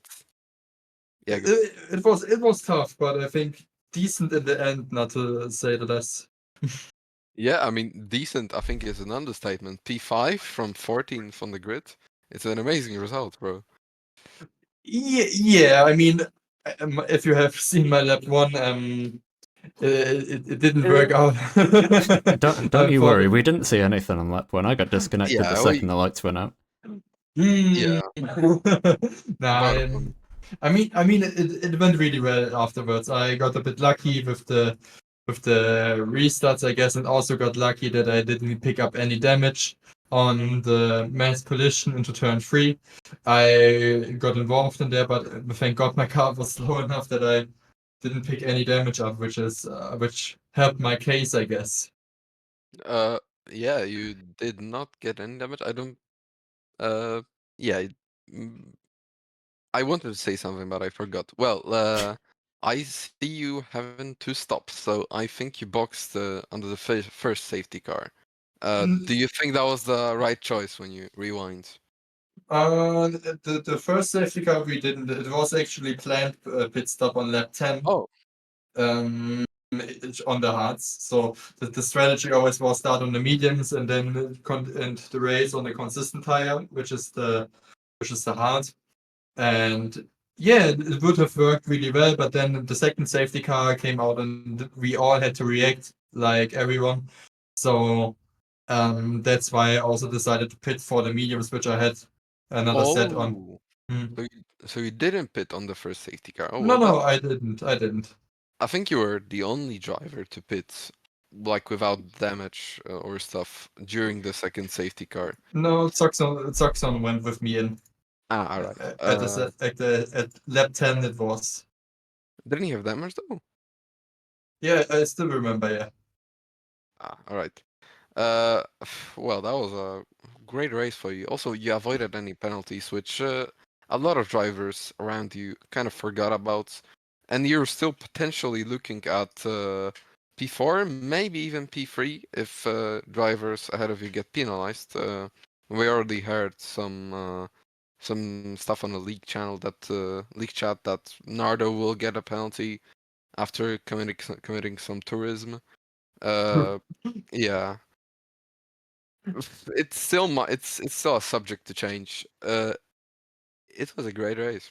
It was Yeah, a great race for you and for everyone. of course, the Nardo thing has to be taken, has to be looked at, which we surely do. But for now, I accept the P5, which is the best of the rest, and I think that's mostly where I'm bound to stay for the season, I guess. But which is all right, because like I always said, this tier, or this what I like to call All-Star tier, has some really fast guys in it. And like I said on the preseason interview, if I get P5s, I'm mostly happy, because that's a pretty good mark to hit. It's very close to podium.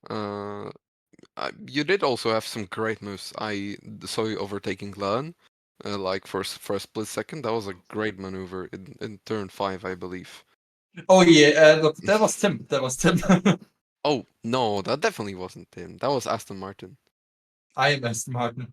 Yeah, that was Aston. Yeah. No, I overtook Tim, I meant. Ah, all right, it was Tim. Well, I'm making a lot of mistakes in this interview, so It's I'll okay, no worry. There are way too It's a many busy blue race. cars It's on the okay. grid. Yeah. And also too many blue cars, so it is what it is. all right. Do you have anything to add?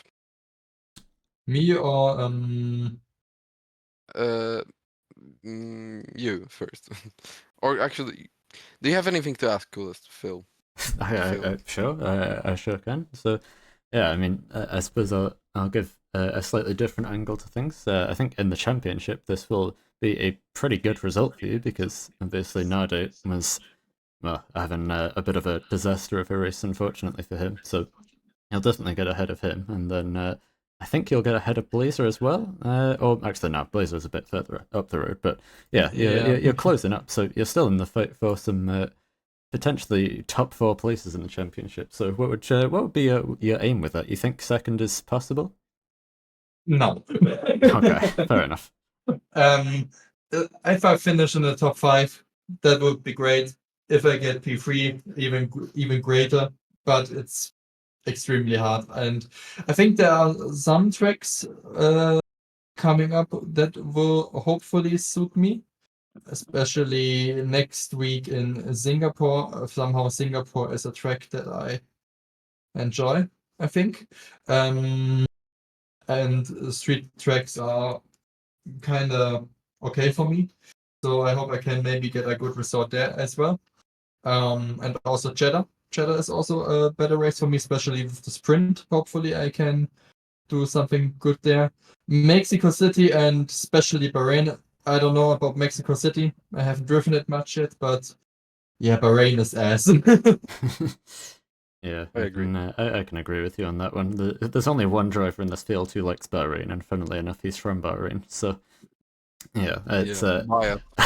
yeah, I think we can agree with that. But yeah, I think you've done a pretty solid job so far this season. Recovered well from a tricky start, and there's still chance to fight for some good places coming towards the end. So yeah, that's pretty much everything from me. I was going to ask about the next track, but you already answered that. So yeah, have you got anything else to say?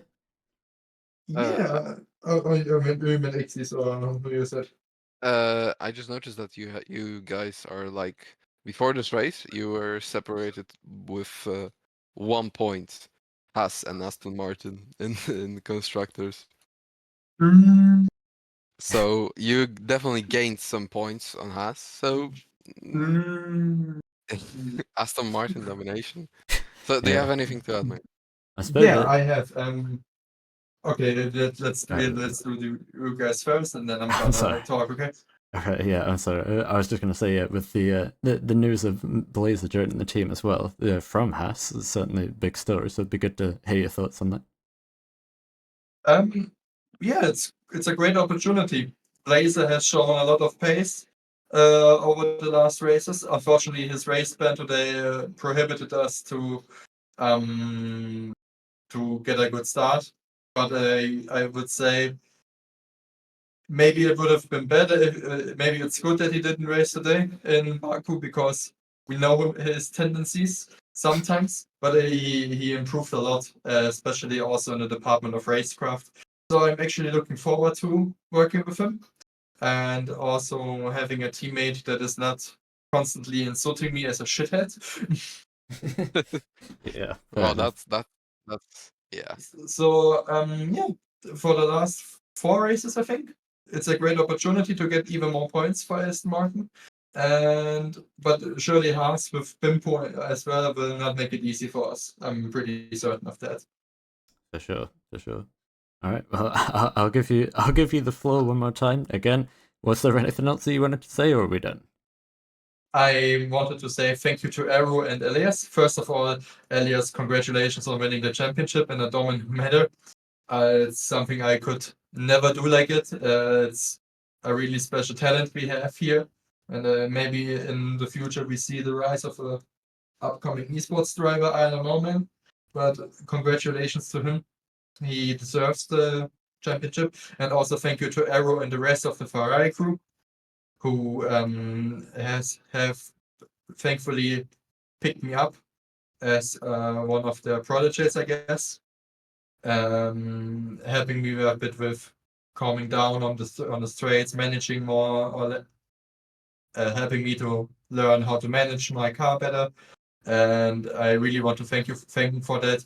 With that, it's one of the reasons I could beat Mr. Bust as well, and especially get a bit back to my performance that I'm on right now. All right. Well said. Very nice note to leave it on there. So yeah, thank you for the interview, and good luck with next week's race in Singapore. Thank you. Bye bye. Bye bye. Man. Yeah, well, I Alright. messed up this interview a bit. It's okay. Don't worry about it. Sorry. Nobody's watching at this point. It's fine. Yeah. Yeah, All right. it's only 4, I think, people. For the few people left, and for consistency's sake, of course, we'll move on to the next driver in the order, which is going to be, if I can not check the standings and actually check the finishing order, that would help.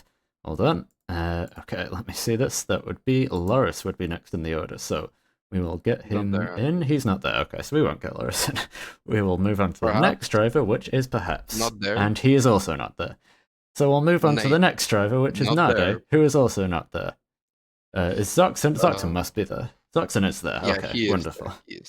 All right, we'll move on to the should I second move? of the Germans. I'll drag him in. Alright. All right, Fuck. Mr. Zoxon, welcome in. Yeah. Hello. Hi. Hello. Getting you in a little bit early because there's nobody here for interviews. But yeah, I think we put you, as you may have seen, or you may not have seen, I don't know. We did have you on the driver of the day poll today, largely because most people just had terrible races, but you certainly did not have that. You just had a pretty clean race and brought home some points for the team. So yeah, how's today's race for you? First of all, I need to apologize if I sometimes mute myself because I have a very, very bad case of coughing. That's no worries. Prime example. No. Yeah, no, that was an example. Another example, which I could say the race was not that clean. You can see, well, you have not seen, as you were not there. Lap 1, turn 3, there was a mess.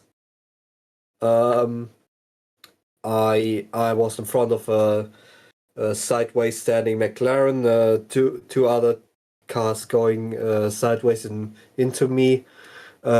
Fortunately, without any damage, I could still go on. And yeah, just did my did my race. I haven't practiced pretty much, and just did my race, not touch any walls, and I guess that was the key. With the safety cars that came in the end, P9. It is still quite good.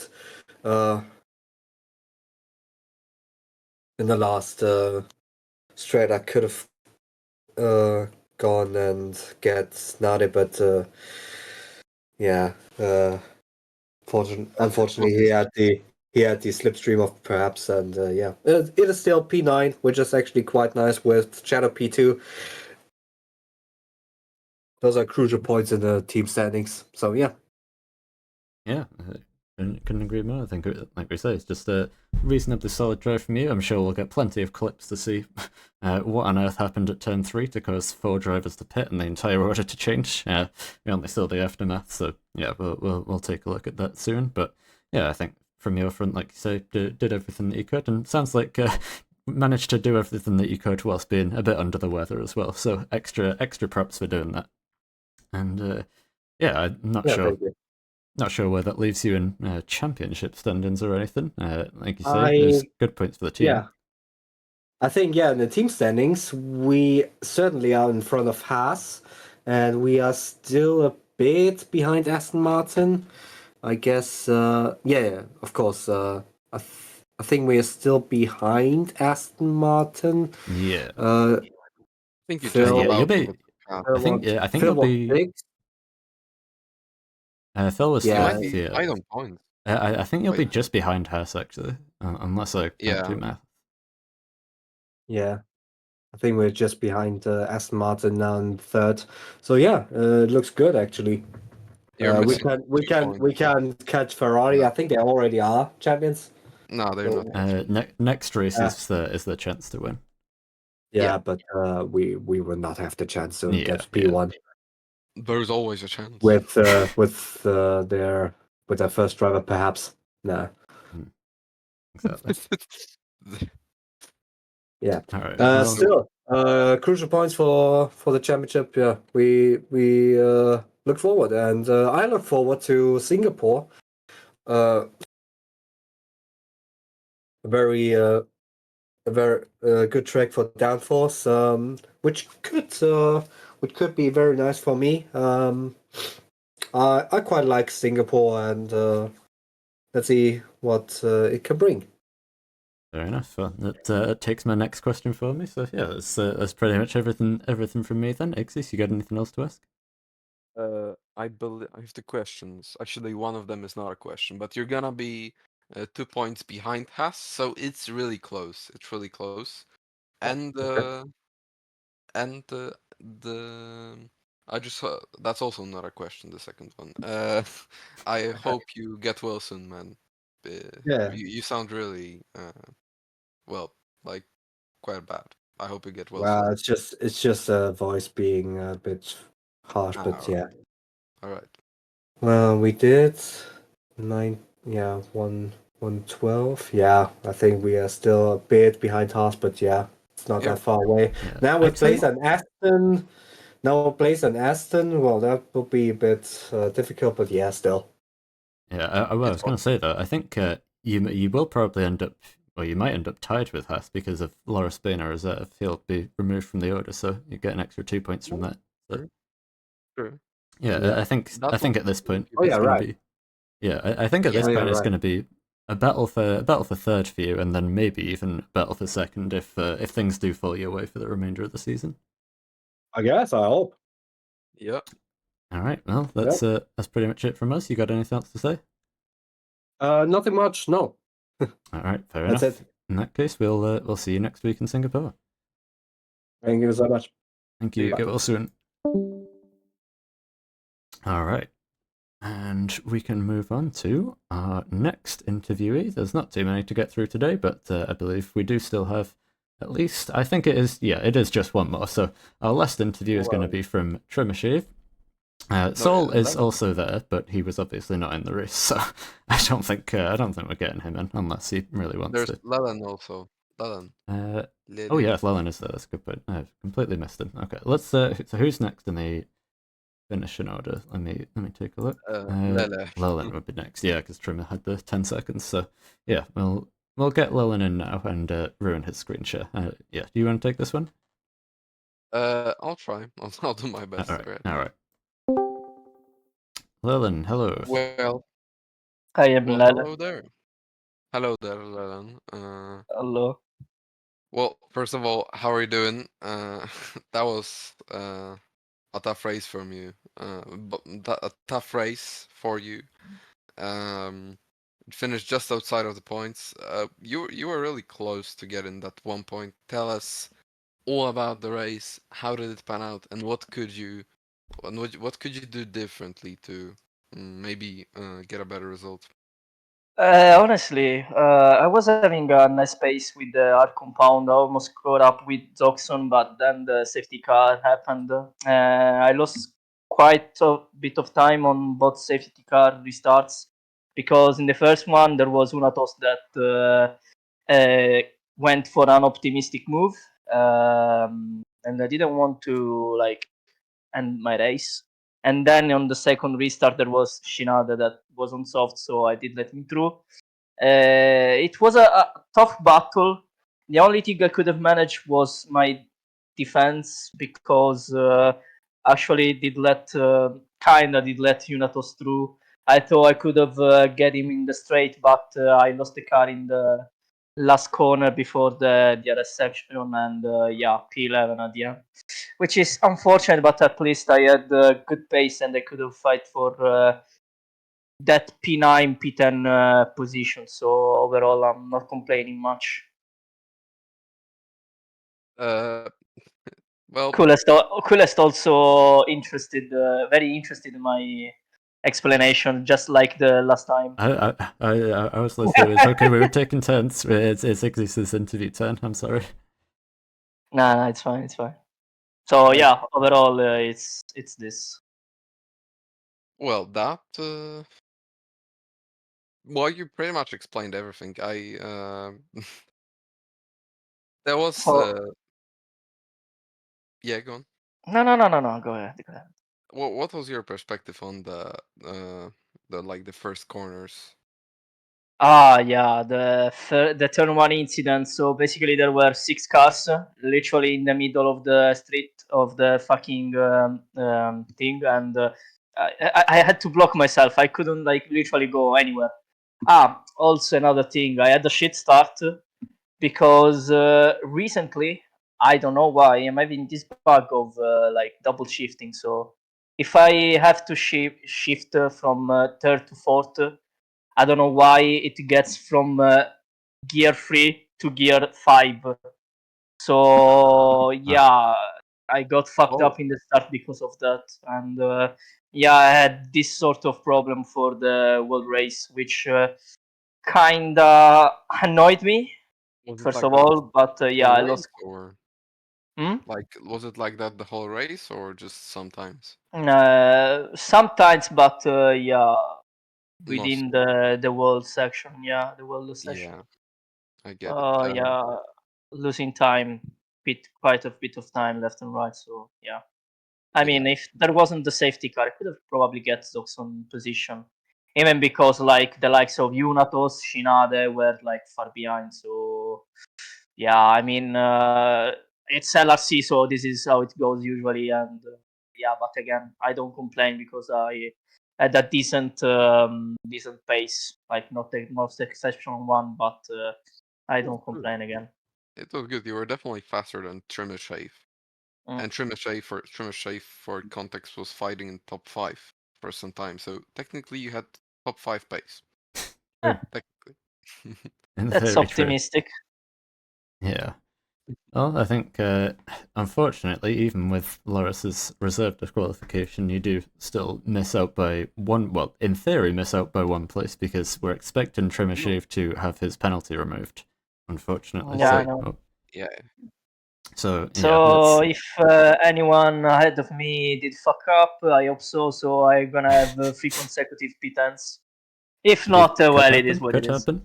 Yeah, there was plenty of contact in the race, so it's entirely possible. We'll have to report back next week with the outcome of the stewards' decisions. I'm sure it'll be chaos as ever, but yeah, I think you did, like you say, given the difficulties, especially, did a reasonable job today, and just at least most importantly made it to the finish line. So yeah, how's this? How do you feel heading off the back of this result into Singapore next week?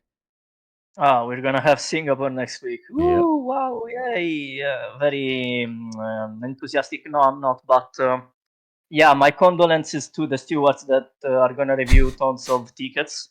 First of all, Singapore. I have a very infamous clip of myself shunting into the wall in Singapore.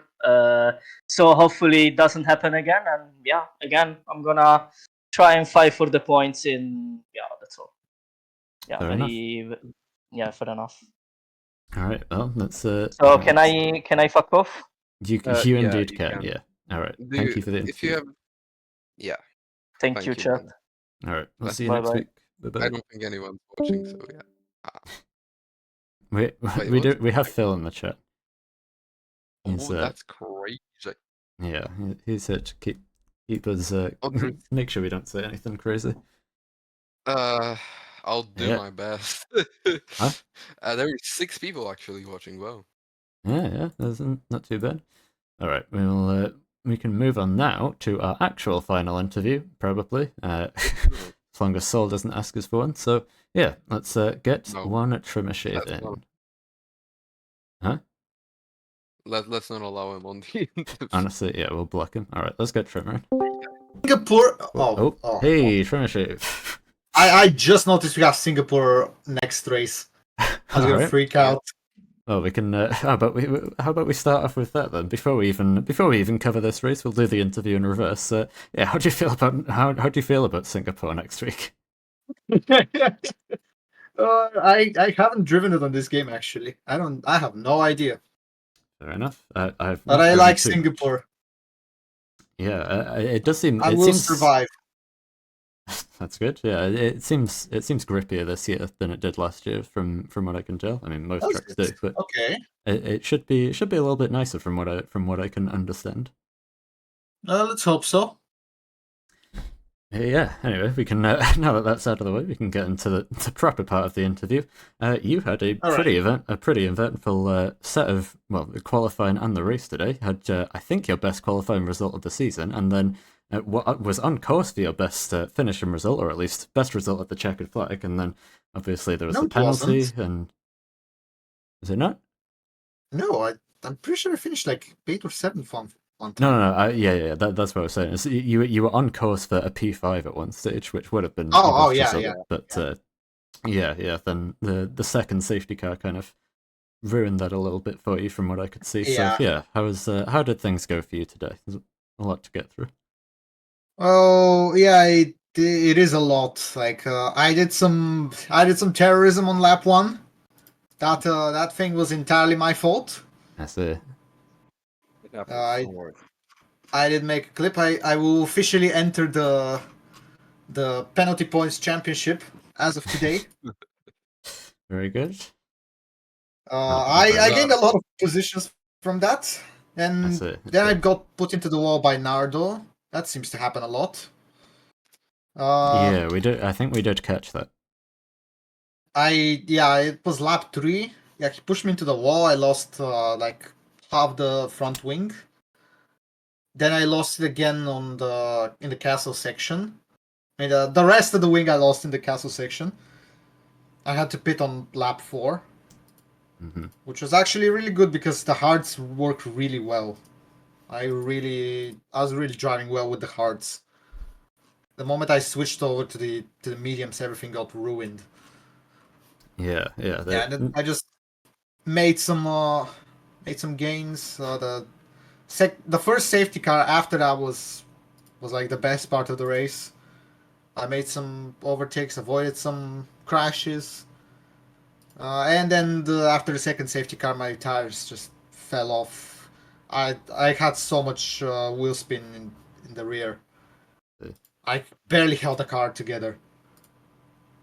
Yeah. So, Well, like, I saw you. P10 was barely got beaten. Yeah.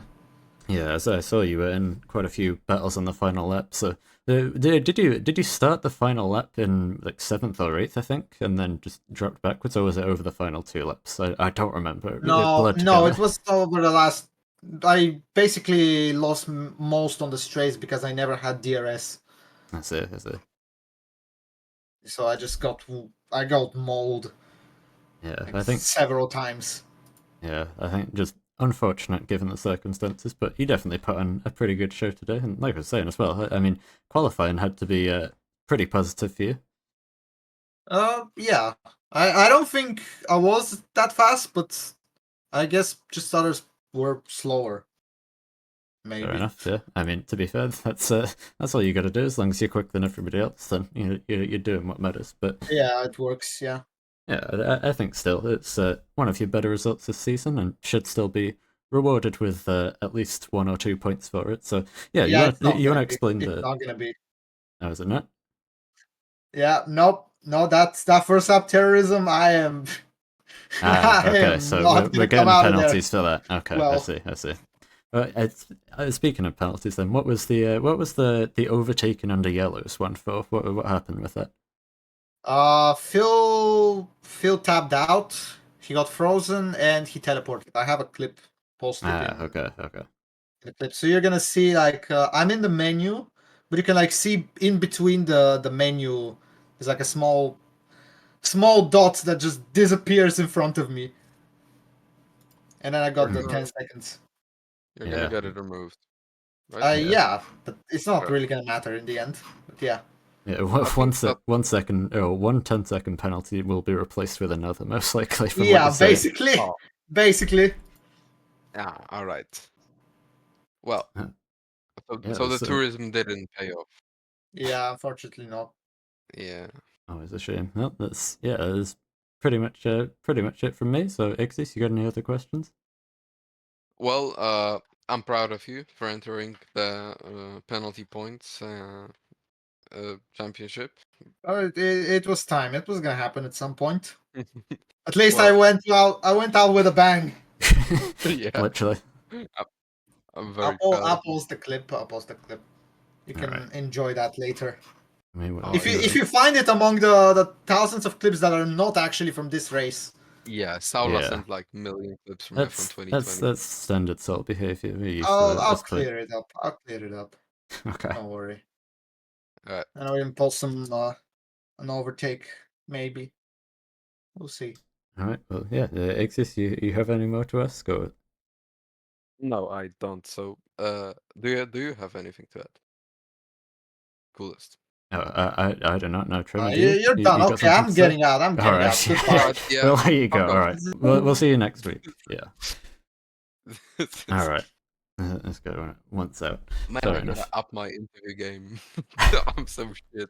That's all right. Interviews are weirdly difficult. You get through the whole race fine, and then you get to the interviews and realize you forgot how to speak. So yeah, it's a shame. Yeah. I do the same thing most times. It's okay. But yeah, we can now move on to our clips for stream section. And before we do that as well, I will say it now before I forget to say it inevitably. Elias is indeed voted as your driver of the day. It was a very close vote, but just like he wins the championship, he also wins the driver of the day vote by 1 point. So yeah, he beats out Phil, as both of those guys had fantastic races. And yeah, I think, especially with the title, I can excuse this driver of the day vote for Elias. That one was definitely deserved for him. But yeah, with that out of the way, we can get into the clips for stream section. And yeah, there's probably going to be quite a bit to get through here. So see if I can find where the start is. That would be right about here. I'll put the screen share on for you, Exis, so that you can watch at the same time. Give me 1 moment. You don't need to if you. I got You it. don't want to? Are you sure? Okay. Actually, I want it because Okay, really, okay. I can see it in real time. Then I'm sorry. All right. Yeah, let me screen share Discord. Okay, clips for stream. That would be this one. Go live. All right, is that working okay? Yeah, it is. All right, cool. And we can get started with the first clip, which is going to be from Mr. Zuxon, if it can even play. There we go. Okay, let me pull the stream in, and let's take a look at this one. Do I even have a clips for stream overlay? I don't think I do. So I think we'll just have to go back to the display capture for this one. No overlay, sorry. But yeah, let's take a look at this. First clip from Mr. Zuxon. And it's going to be the turn 3 chaos. We'll probably see this a few times, and well, Okay. yeah, chaos certainly is one word for it. Hands off the wheel for Zuxon there. That says it all. Yeah, thankfully that was ghosting, so yeah. Yeah, so kind of helped there. it helped a little bit, but probably a little bit too late for Yeah. these guys. So yeah, you can see Trimashave already at this point. He's made the contact with. So he hits. I think it's I Like Trains that he hits at first. Oh no! And then yeah, so he hits into the back of. Oh no, I think it's the Red Bull.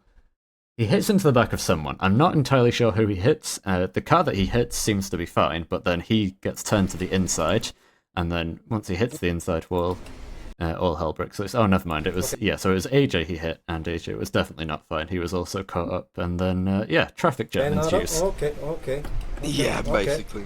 I don't know how no one lost their lives in this incident. Yeah, That's they're very lucky that we did turn the damage down for this race. Otherwise, that would have been a calamity there. So yeah, I think. Also, go on. Also, I'd like to point out that Trimashave went into drift mode, even though he hit someone else with his front.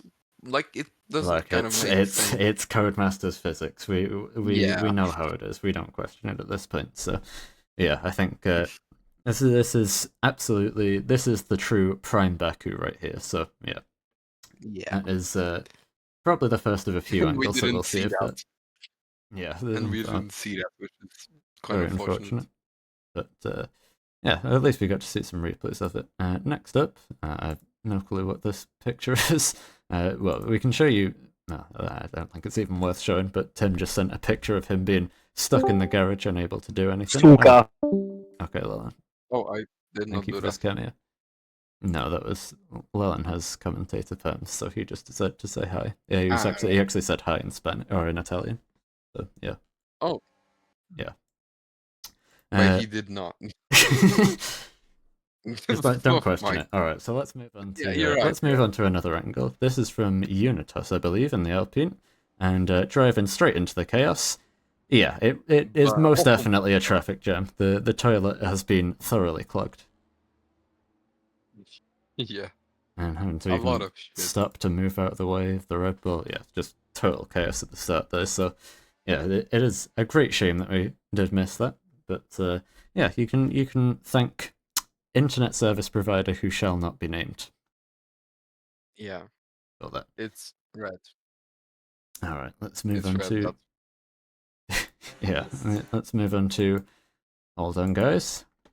You're not going to believe this. I think it's another angle of the start incident. Let's have a look at this into turn 3. This time from Phil's on board. And well, Phil was going in very deep. Oh my. Yep, I mean, he was not gonna make it even if if there was no 80s there. I was going to say, I think, Phil went so late on the brakes that even if there was not a crash there, he would have probably caused his own by going so deep that, Unitas had nowhere to go, and then nobody had anywhere to go. So, yeah, I think Phil definitely assisted in making that a little bit worse than it needed to be. Yeah. But that was what he already warned us about. Baku's weird, man. Yeah, Baku is Baku. Yeah. We know how league races go. Yeah.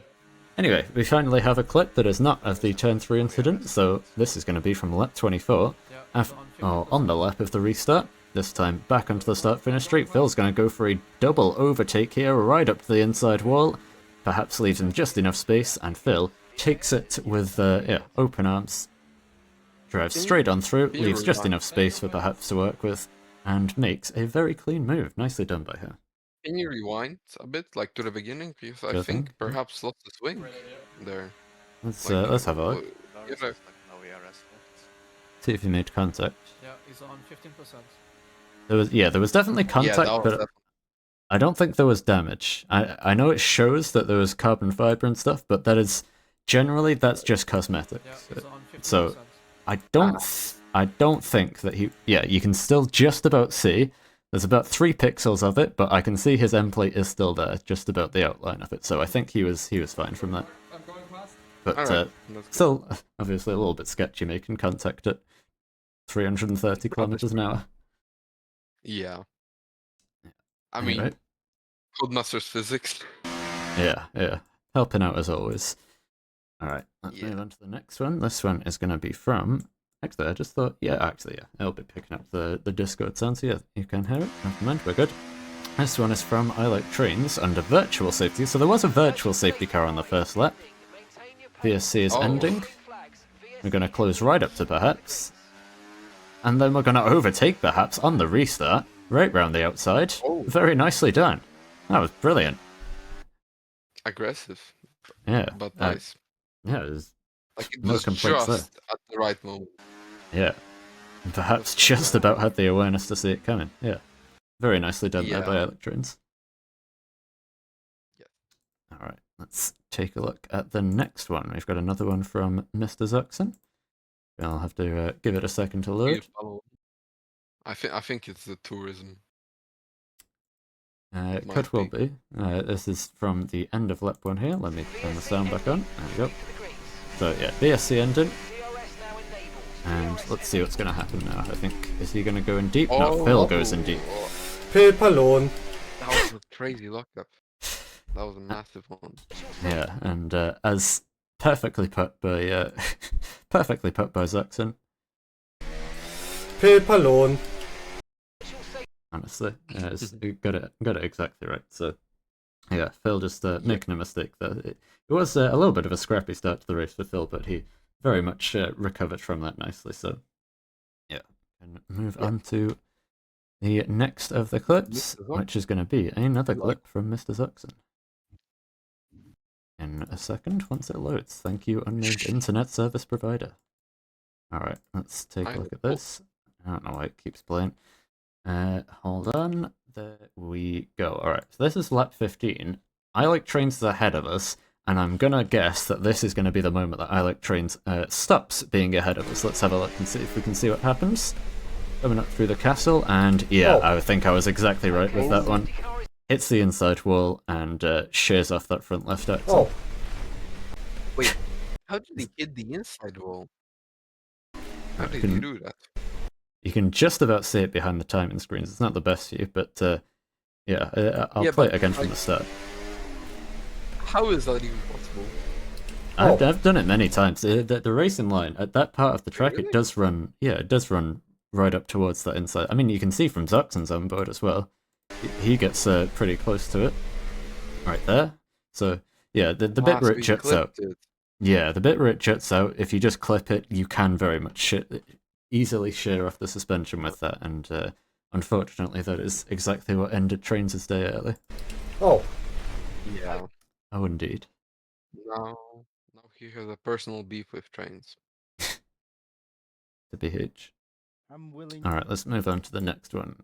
This is going to be from Trimmershave. So let's have a look at this. See if this is some tourism, as he said. It's a risky move I'm willing to make. I don't think so. He's paused at the moment, so let's see what's going to happen. Oh, With the... Yeah, that's what he was talking about. Oh, with Phil, yeah. He is nowhere to be found, Phil. Yeah, Phil's 4 second speed. So Trimmershave pauses, and then once he unpauses, he's now broken a 4-second gap to Phil. Yeah, there's nothing he can do about that. Yeah. All right. Next up, let's take a look. We're gonna have one from Lrc. Oh no, that's the dive. Yeah, it certainly is. Let's bring up the sound for this. You in time trial. Okay, a little bit too high. Let's just turn down the sound a little bit for this. There we go. You in time trial. Wait, I gotta do this so I can clip it.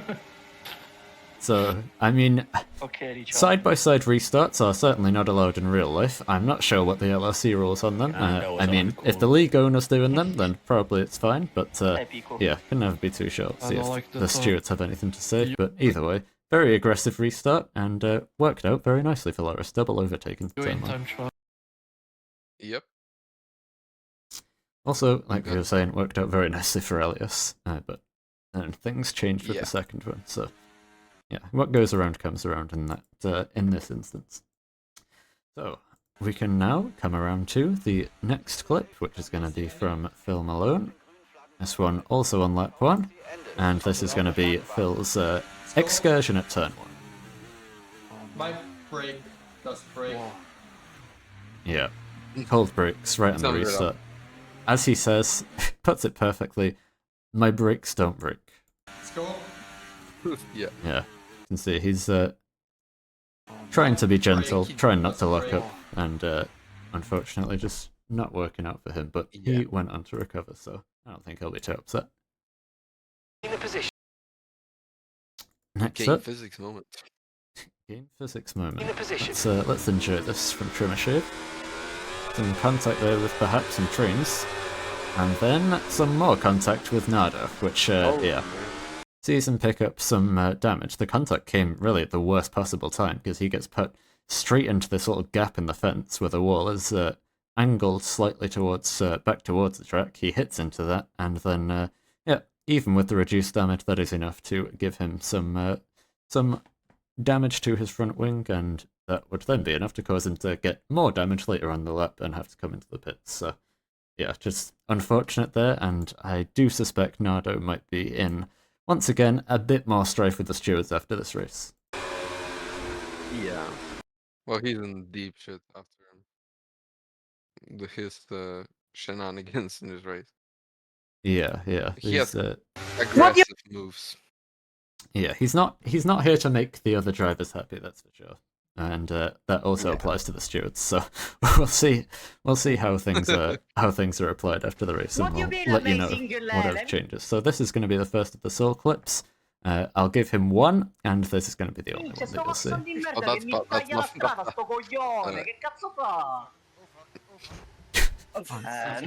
You're right. That's crazy, man. There you go, That is guys. crazy. The mercurial talent soul, always able to deliver some wonderful content for us. I am going to skip the rest of his unrelated clips though, because we do have a job to do here. And the next actual clip is going to be once again from Mr. Zuxon. Let's take a look at this. There we go. This one from the final lap of the race, and this is going to be him getting close, but not quite close enough to pass Nardo at the line. Come on! Ah, damn it! 400s behind him. Yeah, very, very close there. Just missed Did I out, ask him but about it? He told us about it, yeah. Ah, right. Alright. Yeah, it was a good try, but unfortunately close but no cigar. But still got himself, like we say, good points, and we'll have potentially a chance for even more points if there are further penalties to the drivers up the field. But like I say, that's all provisional stuff, so we'll have to give the final report on that next week. Yeah. I think his heart rate jumped up a bit. Turns out it's another clip from Sol. You know what? Okay, Sol, you get a second clip. Fuck. Yeah, that's crazy, man. That's a great clip, Sol. Thanks for that. That's crazy. And there's a chocolate bar, like, next door to the crash. In that video. I have no clue what you say. All right, we are Hello back once everyone, again. welcome to Season 7, 9th round of Lrc Baku today, and now we're reviewing the post-race clips. That's right, guys. We are coming to you from the ancient catacombs. We do not have any internet connection whatsoever. We're still actually here in the caveman era. Quite unfortunate, but we're here now for some more great LRC action. Let's take a look at this onboard. Oh god, it's Elias. Alright, let's see this then. Lose as less time as you can. And it's ridiculously quiet. Oh, okay, it's not oh, okay. Too loud. Alright, let's see this. Currently in P5, and yeah, this is going to be the triple overtake. Lrc coming into the pits makes it a bit easier, but yeah, nice straight line speed. Bro turned off the straight line cheats. Can you show CTF internet example? I have no idea what that means. What? Who is CTF, by the way? I know who CTF is, but I don't know what does that say. Well, and can you translate that sentence out of Italian, please? I can't read Spanish. I think. So much. Wait, is CTF in the servers? I don't think so. I don't know. I don't know. Anyway, let's move on to the next clip. We've dropped frames again, so hopefully the stream isn't dead. No, it seems to be okay. So much. And let's have a look at this. Who is And yeah, there is the trimmer shave tourism, which really did work out very nicely for him. You can get another replay of that. Just goes. I mean, to be fair, he made his breaking point if it was any other lap, but okay. Yeah, but if this was any lap other than the first lap, then trimmer shave would have made the corner fine. Unfortunately, it was not any other lap. So yeah. Just, Oh Jesus! Oh fuck! the Why is pictures speak for Trimmer's the- themselves. Yeah. Basically. Yeah. All right. Also, the Discord stream's kind of dead. Okay. Let me restart that. Oh yeah, it's back. It's Oh, back. It's okay. back. It's back. Ah. Just unfortunate, really. Just a reason. I mean, the Twitch chat is great. It's very funny stuff there. Yeah. Alright. English or Spanish? I think. Probably German. All right. Let's move on to the next clip. Yeah, I think We've got another one from Trimmer here. I have to Overtaking a no Ferrari, comment. cementing his position as the #1 driver at Sauber with this lovely move. Oops, I Right, let's up crashed. the inside into turn 2. Safety car. And then you also have some great insight from Tim in the background. Hang on, let's get an instant replay on that. Oops, I crashed. Safety car. There it safety is. car. No overtaking. Put it in a Whoopsie frame, daisy. hang it up in the living room. Oops, I crashed. He really is a visionary. Thank you, Tim, for this contribution. I suppose I posted the Spanish translation in Discord. I can't read Spanish. I'm sorry. All right, let's take a look at the next clip, which is going to be from Phil. So Phil was actually driving the real life Sauber at this stage of the race. So as you can see, it looks very nice here. Gonna pull away from the bridge. Lights out and away we go. All right, That's Phil. crazy. Wait, I Pretty think awesome. it's the last one. Yeah. That is the last one. Thank God we have finished finally. All right, well, that is us done for That was today. crazy. I Yeah. don't really think that. You know, I don't listen really to think. comment. Yeah, I stopped thinking when the interview started. Yeah, it was. My brain worked. It was a lot of mental effort getting through today's race, but we made it through, and it was a very entertaining one. You have to listen to Well, what yeah, was being said. We already do played it what? on the stream.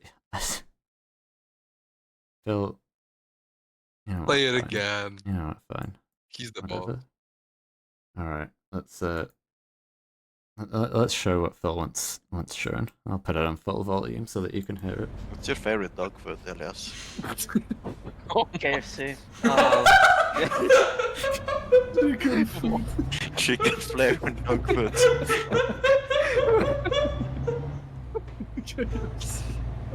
Jesus Christ. All right, there you go. I mean, it's fair. An insight into Lelland's tastes for everybody. CTF Memento. There's another clip. I'm not showing that. I'm sorry. We're done now. All right. Let me end the stream before people start requesting more and more shit. All right. Well, Oh my god. we have made it to the end this time, actually. And yeah, that is going to be it from us today. Yeah, whatever. Saul wants us to quit streaming, so we're going to do exactly that. You know, obviously got to conform to the demands of the chat. We're just listening to what you tell us to do. So yeah, you can blame him. Oh. Unfortunate. But yeah, thank you all for tuning in today, and we'll be back in a week's time for a race at Singapore, which is going to be probably just as, if not even more chaotic than this one. So yeah, we'll have a lot of fun there, and I might even be driving in it if we can find any one of these absolute losers in the chat to come and commentate in my place. So yeah, we'll see how it goes. One of these morons will probably join you this time next week, and then yeah, we'll be back for some more action and a championship decider, this time for the Constructors' Championship, and also for confirmation of whether Elias did indeed win his 5th. So we'll see you then. That's all from me. Ixis, you have any last words?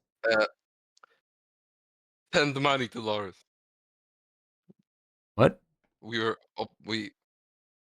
have to send money to Lars, guys. What are you talking about? What do you mean? Never mind, actually. My brain is not breaking. Alright, so I'm sorry. we'll check Ixis into the mental hospital after this. I think he needs some help. But yeah, we gotta go do that. It's a really urgent case. So yeah, thank you all for watching. He Let me just mute wanted this to Phil say, guy. subscribe. Let me just mute this Phil guy, and there we go. That should do. And yeah, thank you all for watching.